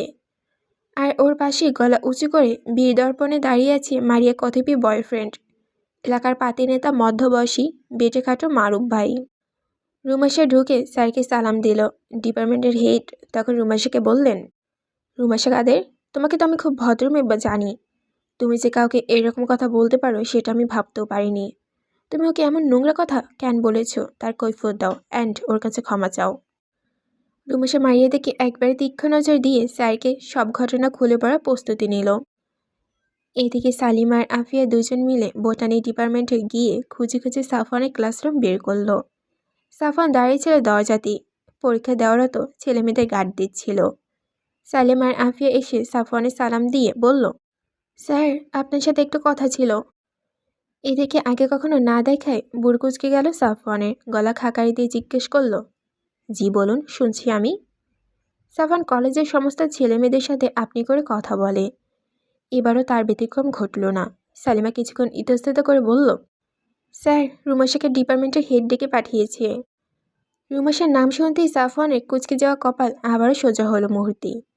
সালিমাকে কারণ জিজ্ঞেস করলো। সালিমা ঘটনার সূত্রপাত থেকে সব বলে দিল। সব শোনার পর সাফওয়ানের কপাল আরও কুঁচকিত হলো। সালিমাকে বলল, ঠিক আছে, আপনি ক্লাসরুমে যান, আমি আসছি এখনই। সালিমা আর আফিয়া বোটানি ডিপার্টমেন্ট থেকে বেরিয়ে আবারও নিজেদের ডিপার্টমেন্টে এলো। যিনি ক্লাস নিচ্ছিলেন তিনি ততক্ষণে বেরিয়ে গেছেন। সালিমার আফিয়া ক্লাসরুমে ঢুকতেই সবাই ভেতরে গুঞ্জন শুরু হলো। চাপা কণ্ঠে সবাই নিজেদের ভেতরে আলোচনা করতে থাকলো রুমাসের সাথে আসলে কি হতে চলেছে সেই বিষয়ে। ডিপার্টমেন্টের হেডের রুমে এখন উত্তেজিত অবস্থায় বিদ্যমান। মারুফ নামের লোকটা খুব হতভম্ব করছে। সে তার হিম্বিতিম্বি কারখানা চালু রেখেছে। ওর চেলাপেলা দরজা আটকে দাঁড়িয়ে আছে। ডিপার্টমেন্টের হেডের দিকে আঙুল তুলে সে রাগী গলায় বলল, আমি এখন এর একটা বিহিত চাই, নইলে এই মেয়ের ওপর কিন্তু আমার হাত উঠে যাবে। তখন আপনারা কিন্তু কিছু বলতে পারবেন না আমায়। আমার প্রেমিকাকে পুতুলে বলার সাহস কোথায় পেল ও? কান পতিতা বলবে আমার প্রেমিকাকে। ওকে এক্ষুনি ক্ষমা চাইতে বলুন। ডিপার্টমেন্টের হেড বললেন, দেখুন মিস্টার মারুফ, দোষ এখানে দুইজনই সমান। আর ঝামেলাটা যতদূর আমরা দুইজনে শুনেছি শুরু করেছে মারিয়া, তাই রুমাশা ক্ষমা চাওয়ার কোনো কারণই দেখি না। আর তাছাড়া সে যথেষ্ট ভদ্র মেয়ে। মারিয়া ওকে যে কথাটা বলেছে সেটা বলা তো ওর উচিত হয়নি। সুতরাং কেউ কারোর কাছে ক্ষমা চাইবে না। আপাতত দুজনের ভেতরকার কাণ্ড আর দণ্ড মিটিয়ে ফেলুক। কিন্তু মারুফ শুনল না। সে রুমাশাকে সহ ডিপার্টমেন্টের হেডকে ধমকাতে লাগলো। আর রুমাশা মাথা উঁচু করে নির্বিকার হয়ে দাঁড়িয়ে রইল সেখানে। সালিমা আর আফিয়ারা যখন ক্লাসে আলোচনা করতে ব্যস্ত, তখনই সাফওয়ানকে এই বিল্ডিংয়ে ঢুকতে দেখা গেল। সাফওয়ানের চোখ মুখে ঢাকা থাকায় মুখের অভিব্যক্ত বোঝার উপায় নেই, কিন্তু হাত দুটো মুষ্টিবদ্ধ ওর। আর সেই সাথে হাতের কবজির উপরিভাগের শিরাগুলো অদ্ভুতভাবে ভাসমান। সাফওয়ানকে দেখে ওদের গুঞ্জন থেমে গেল। বড় বড় পা ফেলে বিশালাকার সাফওয়ানকে ওরা ডিপার্টমেন্টের হেডের রুমের দিকে হেঁটে যেতে দেখল। আর সাফওয়ান ওদের আড়াল হতেই আবার শুরু হলো গুঞ্জন। ডিপার্টমেন্টের হেডের রুমে তখন মারুফ লোকটার সমানে গলা উঁচু করে ধমকাচ্ছে। আর ডিপার্টমেন্ট হেড তাকে বিষয়টা বোঝানোর চেষ্টা করছে অনেকক্ষণ ধরেই, কিন্তু মারুফ কিছু বুঝতে চাইছে না। তার একটাই কথা, রুমাশাকে এখনই মারিয়ার কাছে ক্ষমা চাইতে হবে, সেটাও পায়ে পড়ে। রুমাশা দাঁড়িয়ে আছে, কোনো দিকে তাকাচ্ছে না। ওর মুখে কোনো ভীতচাপ নেই, মাথা উঁচু করে সামনের দিকে তাকিয়ে আছে। ওর হয়ে ডিপার্টমেন্টের হেডের ওকালতি দেখছে ও দাঁড়িয়ে দাঁড়িয়ে। এমন সময় মারুফ ডিপার্টমেন্টের হেডকে বাদ দিয়ে সোজা রুমাশার সাথে কথা বলতে এগিয়ে গেল। তারপর বলল, এই মেয়ে, তুমি এখনই মারিয়ার কাছে ক্ষমা চাইবে। এই মুহূর্তে ওর পা ধরে ক্ষমা চাইবে তুমি। যতক্ষণ না ক্ষমা চাইবে ততক্ষণ এই কলেজের বাউন্ডারি পার হতে পারবে না তুমি। কিন্তু রুমাশার কোনো হেলদোল দেখল না। আগের মতো স্থির হয়ে সামনে তাকিয়ে রইল সে। মারুফের দাঁতে দাঁত চেপে বলল, কি বলেছি কানে যাচ্ছে না তোমার? দিমাগ তো কম না তোমার। 5 মিনিটের সময় দিলাম তোমাকে, ক্ষমা চাও ওর কাছে। 1 মিনিটও বেশি দেরি করলে এখানে তোমার সর্বনাশ করে ফেলবো আমি। মারুফের চেলারা রুমাশার দিকে এগিয়ে এলো যেন কিছুটা। রুমাশা নিজের জায়গা থেকে এক পাও নড়ল না, আরও মাথা নামালোও না। রুমাশা এমন নির্বিকার ভঙ্গিতে দেখে তখন মারুফ যেন তেলে বেগুলে জ্বলে উঠল। রুমাশার দিকে তেড়ে এসে বলল, এই মেয়ে, এক্ষুনি ক্ষমা চা তুই মারিয়ার কাছে, নইলে তোকে আজকেই মেরে পুঁতে ফেলবো। এমন সময় বাইরে থেকে একটা শক্ত গমগমে আওয়াজে ভেসে আসলো, আমার স্ত্রীকে সম্মান দিয়ে কথা বলুন। হঠাৎ করে কারো গমগমে কণ্ঠ শুনে ভরকে গেল মারুফ লোকটা। চমকে উঠে দরজার দিকে বাইরে তাকালো ও। ওর চেলাপেলাদের মাথার ওপর দিয়ে সাফওয়ানের মুখটা স্পষ্টভাবে দৃশ্যমান। পেছনে কারো উপস্থিতি টের পেয়ে মারুফের চেলাপেলাগুলো পেছনে তাকালো। বিশালাকার সাফওয়ানকে দেখে ওরা সম্মিলিতের মতো দরজা থেকে সরে দাঁড়ালো সাফওয়ানকে ভেতরে যেতে দেওয়ার জন্য। ধীরগতিতে ভাড়াক্কি পায়ে ভেতরে ঢুকলো সাফওয়ান। নিজে থেকে এত লম্বা কাউকে দেখে মারুফ যেন দমে গেল কিছুটা, কিন্তু সাহস হারালো না। সাফওয়ানের বলার কথাটা ওর বোধগম্য হয়নি। নিজের আধিপত্য বুঝাতে ও তেজি কণ্ঠে বলে উঠল, আপনি কি? আমাদের ভেতরকার ঝামেলার ভিতরে আপনার কি কাজ? এখনই এখান থেকে বের হয়ে যান। নেতাগিরি দেখাবেন না, নাক গলাতে আসবেন না একদম। মারুফের কথায় ডিপার্টমেন্টের হেড ধমকে বললেন, মারুফ, ভদ্রভাবে কথা বলুন। উনি আমাদের কলেজের একজন সম্মানিত শিক্ষক, ওনাকে সম্মান দিন। জ্ঞানে, শ্রদ্ধায়, সম্মানে উনি আপনার থেকে অনেক অনেক গুণে উপরে। নিজের অবস্থাটা ভুলে যাবেন না। ডিপার্টমেন্টের হেডের কথা শেষ হতেই সাফওয়ান কঠিন কিন্তু শান্ত কণ্ঠে মারুফকে উদ্দেশ্য করে বলল, যাকে আপনি একটু আগে তুই তাকারি করে বলছিলেন তিনি আমার স্ত্রী। আমার স্ত্রীকে রাস্তার কোনো লোক তুই তাকারি করে কথা বলবে, বিষয়টা আমার কাছে খুব মর্মান্তিক এবং দুঃখজনক। এরপর সাফওয়ান মারুফের কাছাকাছি এগিয়ে এসে আগের মতো করে বলল, এইটা একটা স্বনামধন্য কলেজ, কোনো সিন ক্রিয়েটার করার জায়গা নয়। 2 ক্লাসমেটের ভেতরে ঝামেলা হয়েছে সেটা তারা নিজেরা মিটিয়ে নেবে। এর ভেতরে আপনার আমার ইনভলভ হওয়ার কথা নয়। কিন্তু আপনি যেহেতু ইনভলভ হয়ে গেছেন সেহেতু আমাকে হতে হলো। বিষয়টা যখন তাদের থেকে আমাদের পর্যন্ত পৌঁছে গেল তখন আমাদের উচিত পার্সোনাল এর একটা সমাধান করা। অ্যান্ড সেটা কলেজের ভেতর নয়, বাইরে। সাফানে এমন ঠান্ডা স্বরে মারুফ যেন একটু আশকারা পেল। দাঁতমুখ খিচে বলল, কোনো পার্সোনাল কিছু হবে না, যা হবার এখানেই হবে। আর কি হবে সেটাও আমি জানিয়ে দিয়েছি। আপনার বউকে এখনই এই মুহূর্তে ক্ষমা চাইতে হবে আমার প্রেমিকার কাছে, আর সেটাও পায়ে ধরে। তাহলেই আমি তাকে ছেড়ে দেব। আর আপনি যদি বাগড়া দিতে আসেন তাহলে আপনি যে এখানের মাস্টারগিরি করেন সেটাও আমি ভুলে যাব। আমার অনেক বড় বড় নেতার সাথে পরিচয় আছে। আপনার চাকরি খেয়ে দিতে আমার 2 মিনিটের সময় লাগবে না। তাই যা বলছি চুপচাপ মেনে নিয়ে কেটে পড়েন। সাফওয়ান বাঁকা হাসল, কিন্তু মুখটা ঢাকা থাকার কারণে সেই হাসিটা কারো দৃষ্টিগোচর হলো না। মারুফের দিকে আরও 2 কদম এগিয়ে এসে তীক্ষ্ণ কণ্ঠে বলল, যে ডিসিশন নেবেন ভেবেচিন্তে নেবেন। পরবর্তীতে আফসোস করলে কিন্তু আর কোনো লাভ হবে না। তখন পায়ে পড়েও থাকতেও ছেড়ে দেব না। সাফওয়ানের এমন হুমকিতে মারুফও আত্মবিশ্বাস লাগলো। ওর চেলাপেলাগুলোর দিকে তাকিয়ে দেখল সবাই ওর দিকে তাকিয়ে আছে ওর অ্যাকশন নেওয়ার আশায়।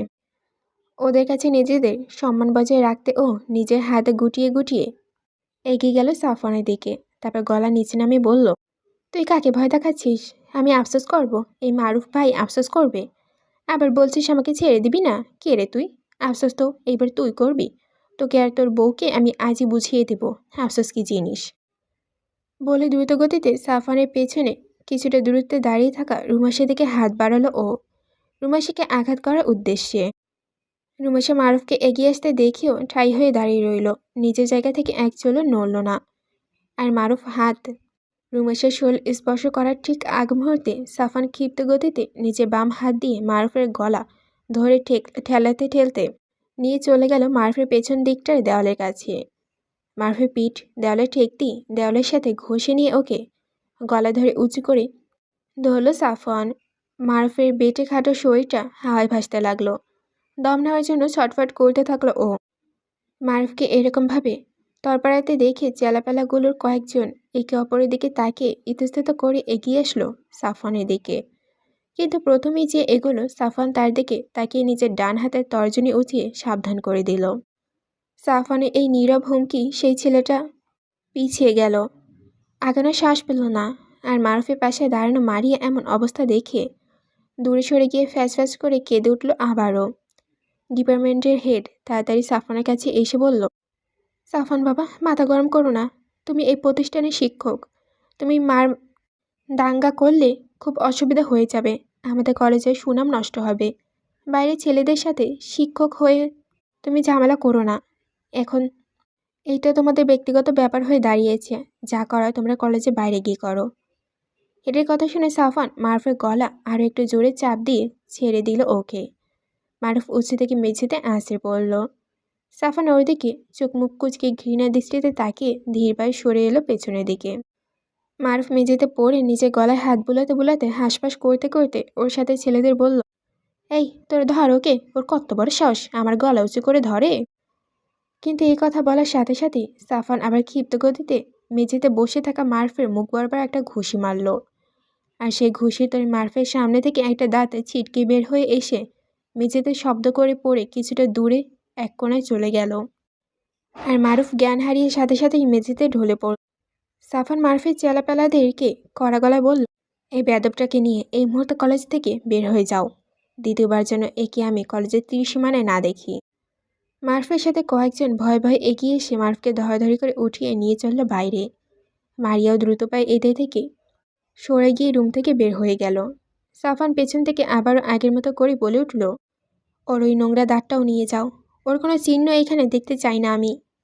সাফওয়ানের কথা দলের পেছনে থেকে একটা লোক ফিরে এসে মেঝে থেকে মারফে খুলে যাওয়া দাঁতটা কুড়িয়ে নিয়ে চলে গেল। ডিপার্টমেন্টের হেড যেন হাঁপ ছেড়ে বাঁচলেন।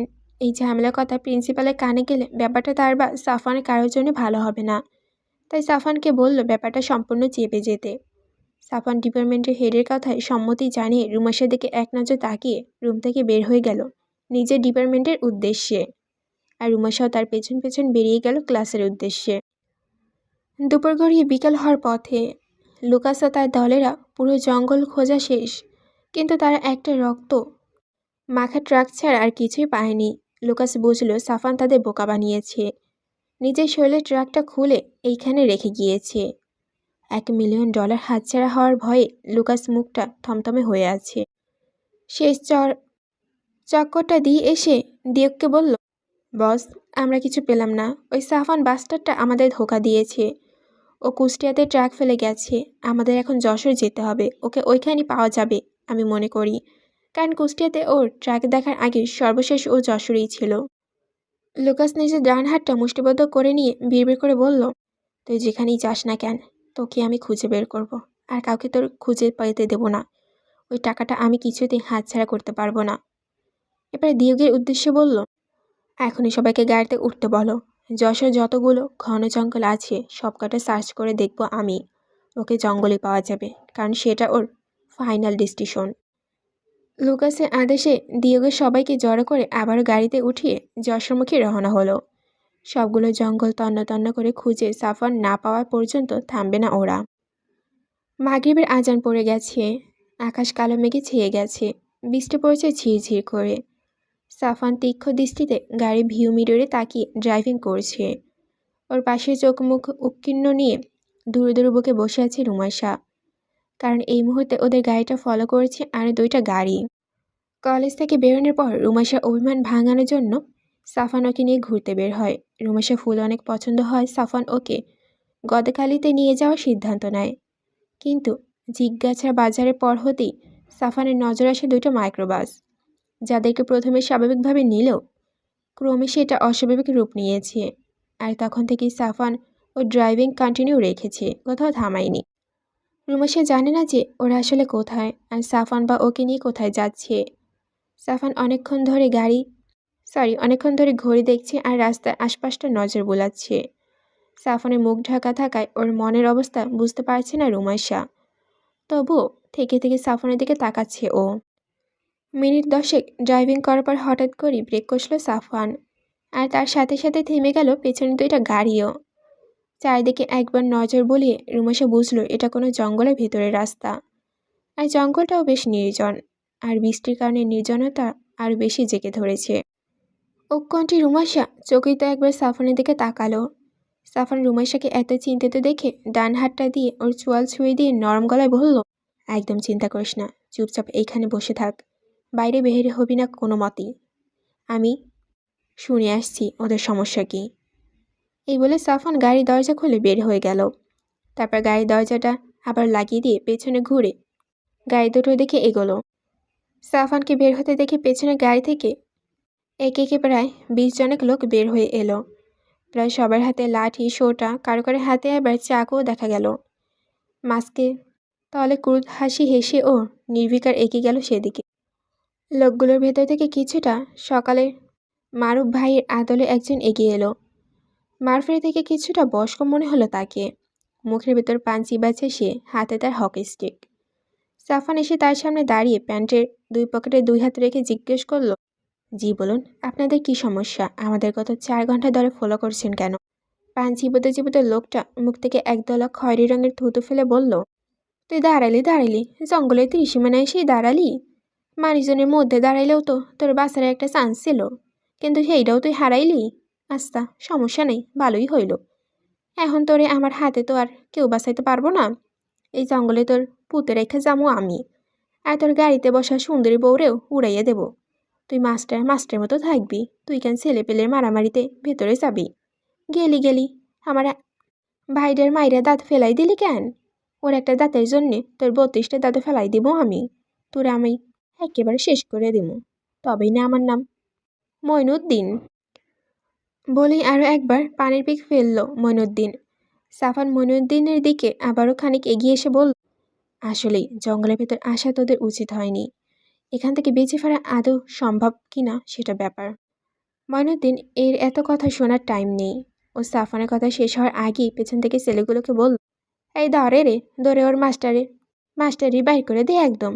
ঠ্যাং দইরে এমনভাবে ভাঙবি যেন ওর সুন্দরী বউ সারা জীবন সেবা করতে করতে ঠিক না হয়, গুঁড়ো গুঁড়ো করে ফেলবি একদম। মইনুদ্দিনের বলা শেষ হতে না হতেই সাফান মইনুদ্দিনের হাত থেকে হকি স্টিকটা ক্ষিপ্ত গতিতে কেড়ে নিয়ে মাথায় বাম পাশটা বরাবর শৈলের সর্বশক্তি দিয়ে একটা বাড়ি দিল। এক বাড়িতে হকি স্টিকের মাথাটা ভেঙে ছিটকে পড়ল এক পাশে। আর মইনুদ্দিন জবান বন্ধ হয়ে হাঁটু গেড়ে বসে পড়ল মাটিতে ধপ করে। মাথা থেকে কলকল করে রক্ত বের হয়ে রাস্তায় ভেসে যাওয়ার উপক্রম। সাফওয়ান এবার তাকালে ওর সামনে ছেলেগুলোর দিকে। ওরা বিস্ফোরিত নয়নে তাকিয়ে আছে সাফওয়ানের দিকে। সাফওয়ান ওদের দৃষ্টি দেখে ধীর পায়ে নিজের পাঞ্জাবিটা খুলে ছুরি মারল মার্সেরি ব্রাঞ্চের ওপরে। সাফওয়ানের পেশিবহুল দেখে ওদের মনে হলো ওদেরকে কেউ নিঃশব্দে হুমকি দিল। আর এরপর সাফওয়ান নিজের মুখ থেকে মাস্ক আর গগলসটা খুলে আগের মতো করে ছুঁড়ে দিল পেছনে। আর তারপর ছেলেগুলোর দিকে ওর উজ্জ্বল চোখ দুটো দিয়ে শকুনের দৃষ্টিতে তাকিয়ে কানায় দাঁত দৃশ্যমান করে ভয়ঙ্কর রকমের একটা হাসি দিল। সাফওয়ানের হুলিয়া দেখে সামনে দাঁড়ানো ছেলেগুলোর শিরদাঁড়া ঠান্ডা হয়ে গেল। কয়েকজনের হাত থেকে লাঠি সোঁটাগুলো পড়ে গেল মাটিতে।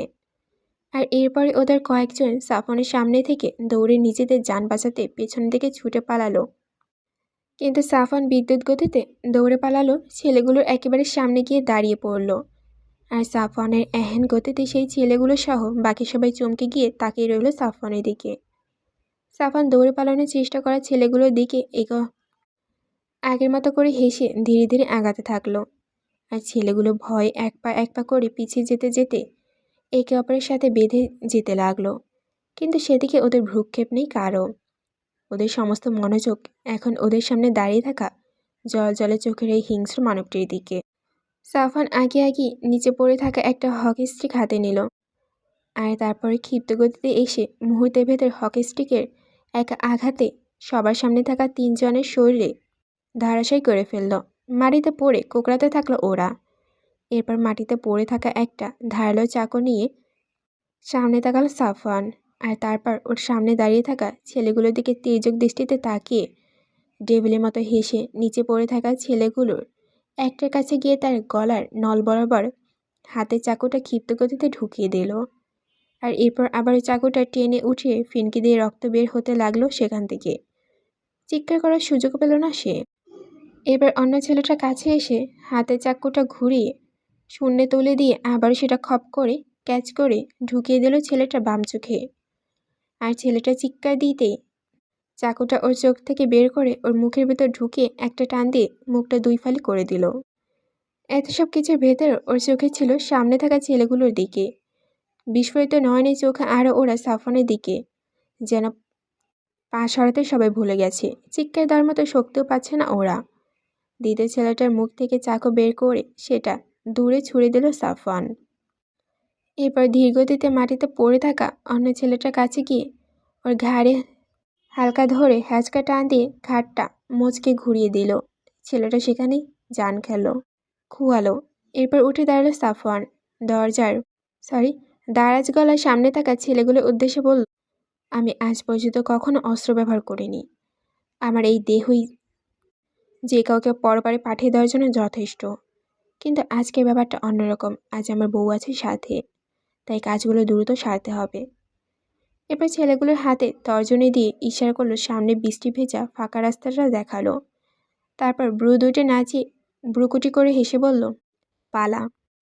সাফওয়ানের মুখ থেকে বের হওয়া এই শব্দটা যেন ওদের জাদুর মতো কাজ করলো ওদের জীবনে। নিজেদের অস্ত্রগুলো ফেলে দিয়ে ছুটলো ওরা সাফওয়ানের বিপরীত দিকের রাস্তায়। সাফওয়ান দাঁড়িয়ে রইল নিজের জায়গায়। ওদের ওইভাবে দৌড়াতে দেখে যেন অদ্ভুত রকমের পৈশাসিক আনন্দ পেল। আর তখনই নিজের প্যান্টের পকেট থেকে কলমের চোখে কিঞ্চিত লম্বা ইঞ্চি 3 পুরো একটা মোটা দণ্ড বের করলো ও। আর এরপর সেটা মাঝখানটা মুষ্টিবদ্ধ ধরে দণ্ডটার 2 পাশ থেকে 2 হাত লম্বা শক্ত ধারালো তীক্ষ্ণ ব্লেড দৃশ্যমান 2টি দণ্ড বের হলো। গাড়ি হেডলাইটের মৃদু আলোয় ঝলকনিতে সেগুলো চকচক করে উঠল। আর সেটা হাতে নিয়েই সাফান ঝড়ের গতিতে ছুটে চলল দৌড়ে পালানো ছেলেগুলোর দিকে। আর মুহূর্তে তাদের কাছে পৌঁছে মেটালটা দণ্ড আড়াআড়িভাবে ধরে ছুটে চলে গেল ওদের মাঝখান দিয়ে। আর ব্লেডে স্পর্শে আসা ছেলেগুলোর দেহ সাথে সাথে দ্বিখণ্ডিত হয়ে পড়ে গেল রাস্তায়। ওদের নাড়ি ভুঁড়ি বের হয়ে ছড়িয়ে ছিটিয়ে রক্তে লাল হয়ে আবারও ভিজে উঠল রাস্তাটা। ওদেরকে পার হয়ে সাফার মুহূর্তে ঘুরে দাঁড়িয়ে গেল। যে ছেলেগুলো ধারালো ব্লেডের হাত থেকে কোনো মতে বেঁচে ফিরল, ওরা ওদের সামনে সাফানকে এইভাবে দাঁড়িয়ে থাকতে দেখে ভীত সন্ত্রস্ত হয়ে ডুকরে কেঁদে উঠে হাঁটু গেড়ে বসে পড়ল সাফানের পায়ের কাছে। সাফানের কাছে কেঁদে কেঁদে প্রাণ ভিক্ষা চেয়ে কাকতি মিনতি করল ওরা। নিজেদের প্রাণ বাঁচাতে সাফানের পা ধরল। পেছনে ওদের সাথীগুলো নিথর দেহের দিকে বারবার তাকিয়ে সাফানের পা দুটো জড়িয়ে ধরে ওদেরকে ছেড়ে দেওয়ার জন্য আকুতি আবেদন জানালো। কিন্তু ততক্ষণে অনেক দেরি হয়ে গেছে। সাফান ওদেরকে শেষ করার মাইন্ডে সেট করে ফেলেছে। খুন চেপে গেছে ওর মাথায়। এখান থেকে ফিরে আসা ওর পক্ষে আর সম্ভব নয়। তাই ওদের আকুতি মিনতি সাফানের কর্ণকুহল পৌঁছালো না। হাতে মেটালটা দণ্ডটা উঁচু করে প্রফেশনালদের মতো করে ঘুরিয়ে সেটা ডান দিক থেকে বাঁ দিকে চালিয়ে দিল ওর পায়ে পড়ে থাকা ছেলেগুলোর শরীর বরাবর। মুহূর্তে ছেলেগুলোর আয়তনায় থেমে গেল চিরতরে। দেহের উপরিভাগগুলো অবিকর্ষণে টানে খসে পড়ল মাটিতে। কলকল করে রক্ত বের হলে সাফানের পা ভিজে উঠল। আর বেঁচে রইল একটা মাত্র ছেলে। সে ভয়ে উত্তেজনায় চিৎকার করে কাঁদতে কাঁদতে ছুটে পালালো সাফানের থেকে। কিন্তু সাফান নিজের জায়গায় স্থির হয়ে দাঁড়িয়ে নিষ্ঠুর হাসি হেসে দেখতে লাগলো ছেলেটার ওই ভীত সন্তোষ চেহারা। আর তারপরে ক্ষিপ্ত গতিতে ছুটে গিয়ে ছেলেটার ঘাড় ধরে ফেলল পেছন থেকে। আর তারপরেই ছেলেটাকে নিচে থেকে হ্যাঁচকা টানে ঘুরিয়ে কামড় বসিয়ে দিল ওর গলার লতিতে। আর তারপরে দাঁত গিয়ে হ্যাঁচকা টানে ছিঁড়ে নিয়ে এলো ছেলেটার শ্বাসনালী। ছেলেটা চিৎকার দিয়ে সেখানেই থেমে গেল। রক্তে বন্যা বয়ে গেল সমস্ত রাস্তায়। এরপর ছেলেটাকে মাটিতে ফেলে দিয়ে এতগুলো লাশের ভেতরে দাঁড়িয়ে মেটালি দণ্ডটা মাঝখানে চাপ দিয়ে আবারও আগের মতো করে নিচে সেটা প্যান্টের পকেটে রেখে দুই হাত দুটোর দিকে প্রসারিত করে নিল সাফওয়ান। তারপর খোলা আকাশের দিকে তাকিয়ে অদ্ভুত হিংস্রভাবে হাসতে লাগলো ও। ওর হাসি আকাশ বাতাস কেঁপে উঠল যেন। বৃষ্টির দমকায় ছুটে এসে ভিজিয়ে দিল ওকে। রাস্তায় পড়ে থাকা রক্তগুলো বৃষ্টির পানিতে বয়ে চলল স্রোতের সাথে। আর এই সমস্ত খুনের দৃশ্যগুলো গাড়ির ভেতরে বসে স্পষ্টভাবে দেখতে লাগলো রুমাইশা।